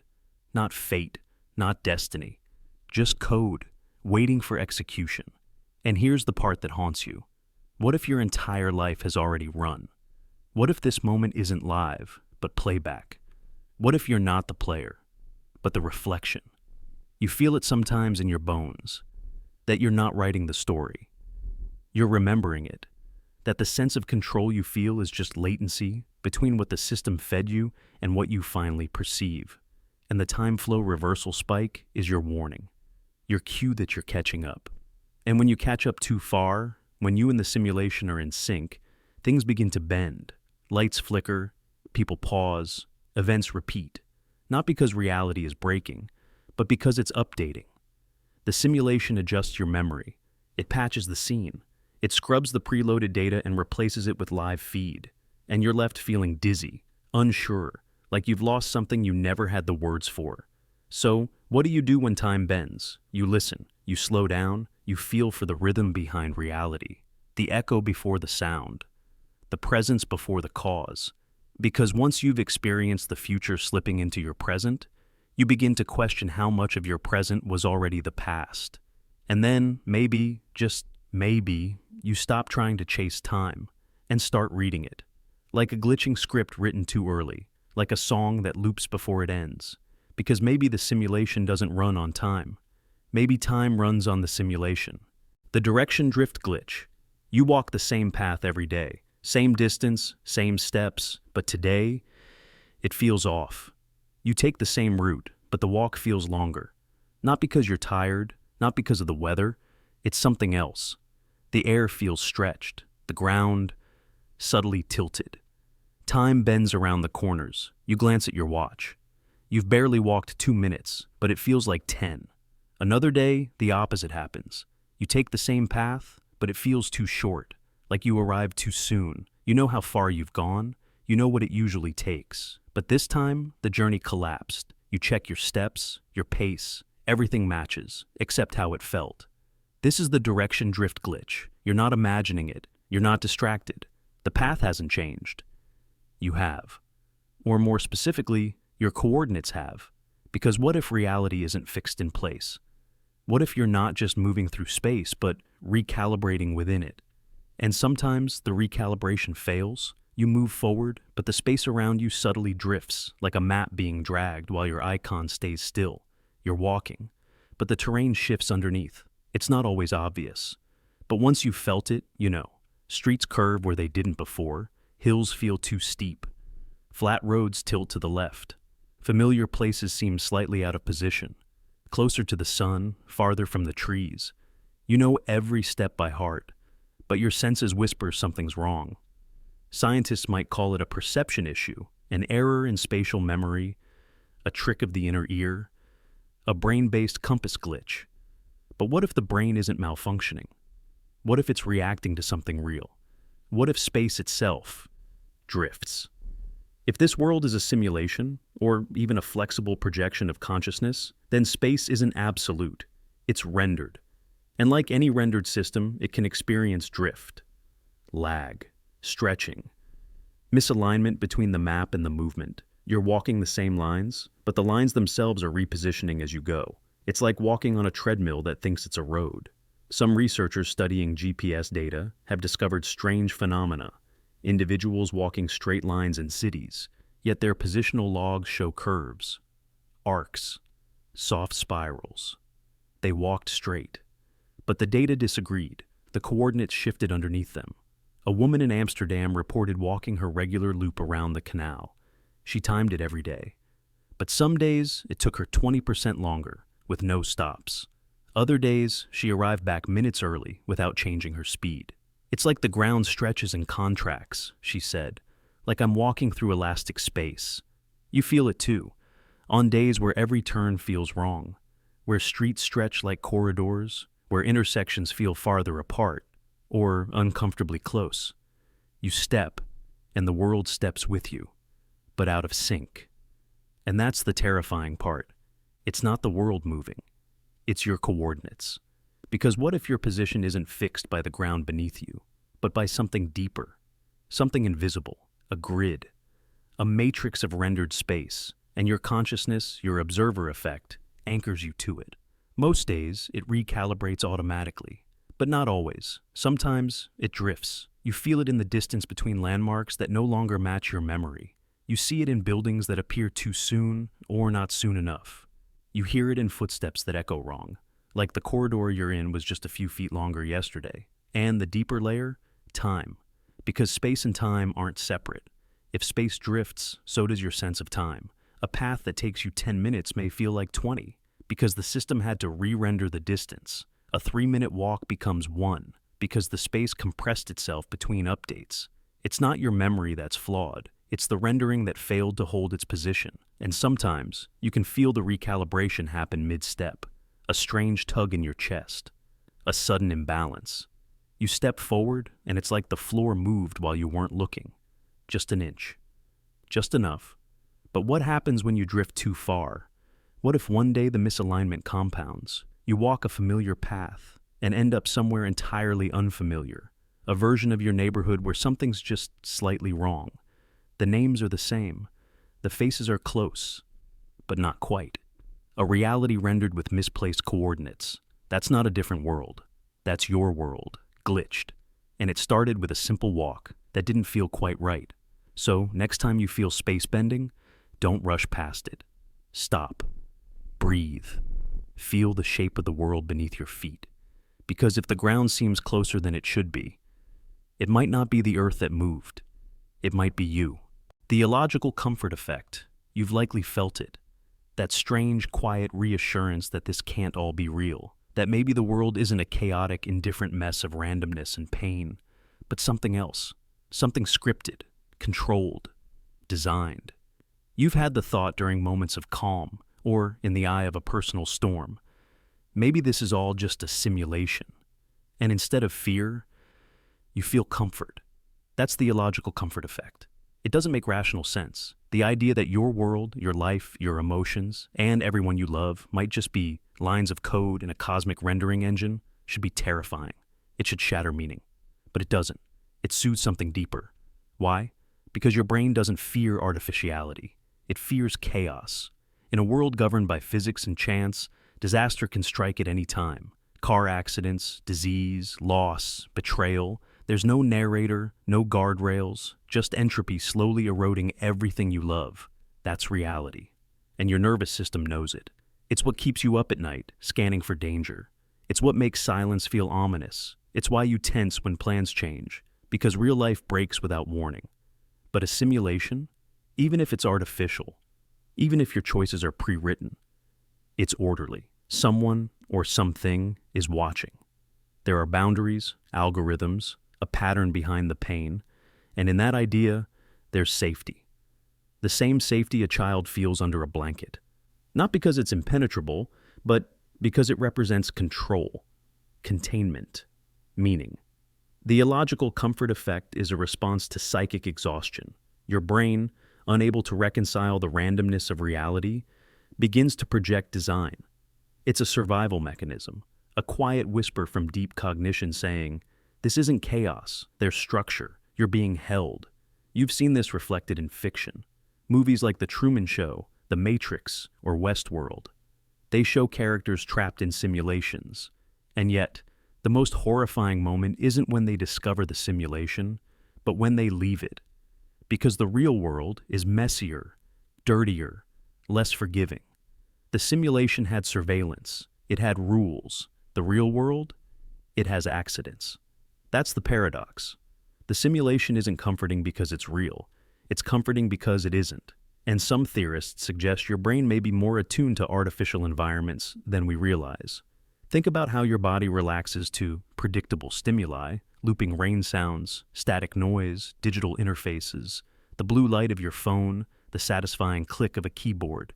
These are man-made, engineered, designed to reward your nervous system with feedback that nature never offered. You don't feel safe in nature. You feel alert, hyper-aware.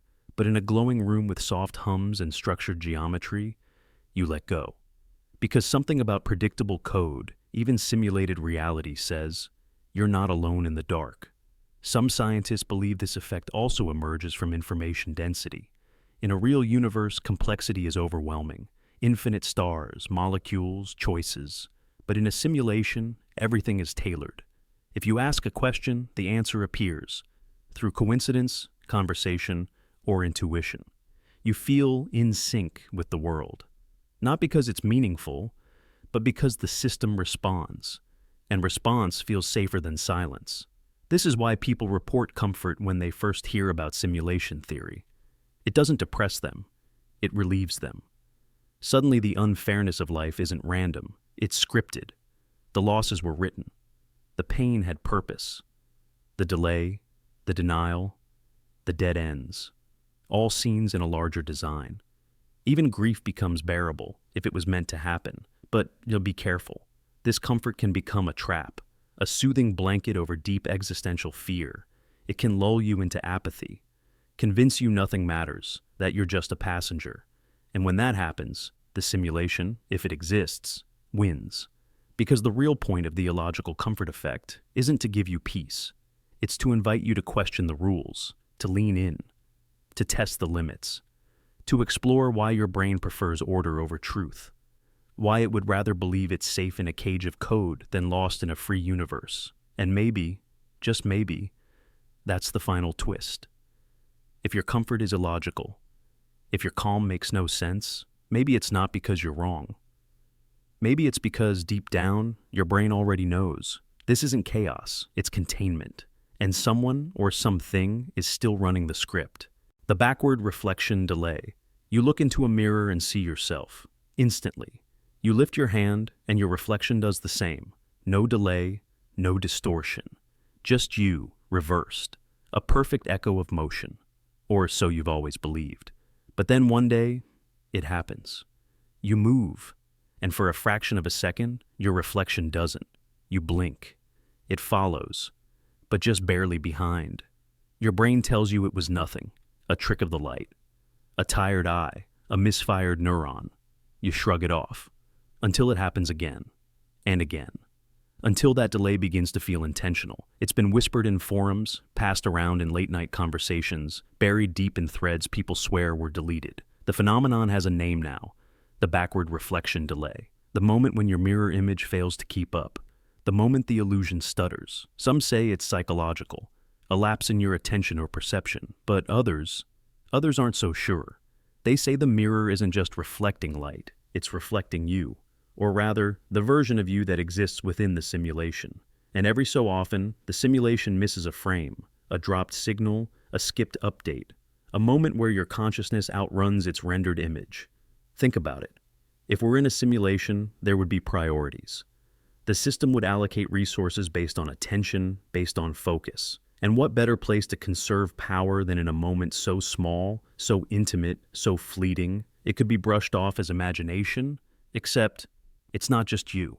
Thousands have felt it, sworn by it, described the same sensation, a sense of time folding inward, of movement no longer sinking, of their reflection behaving like a puppet with lagging strings, a moment of desync, a visual stutter, a cold shiver that follows, like something else was watching, correcting.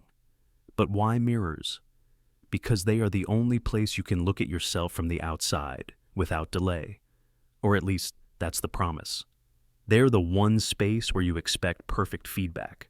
So, when that feedback fails, even for a blink, something inside you knows. It's like catching your own glitch. It's the same feeling as seeing a looping person in a crowd, or hearing someone say the exact same phrase twice with the same inflection and tone, down to the millisecond.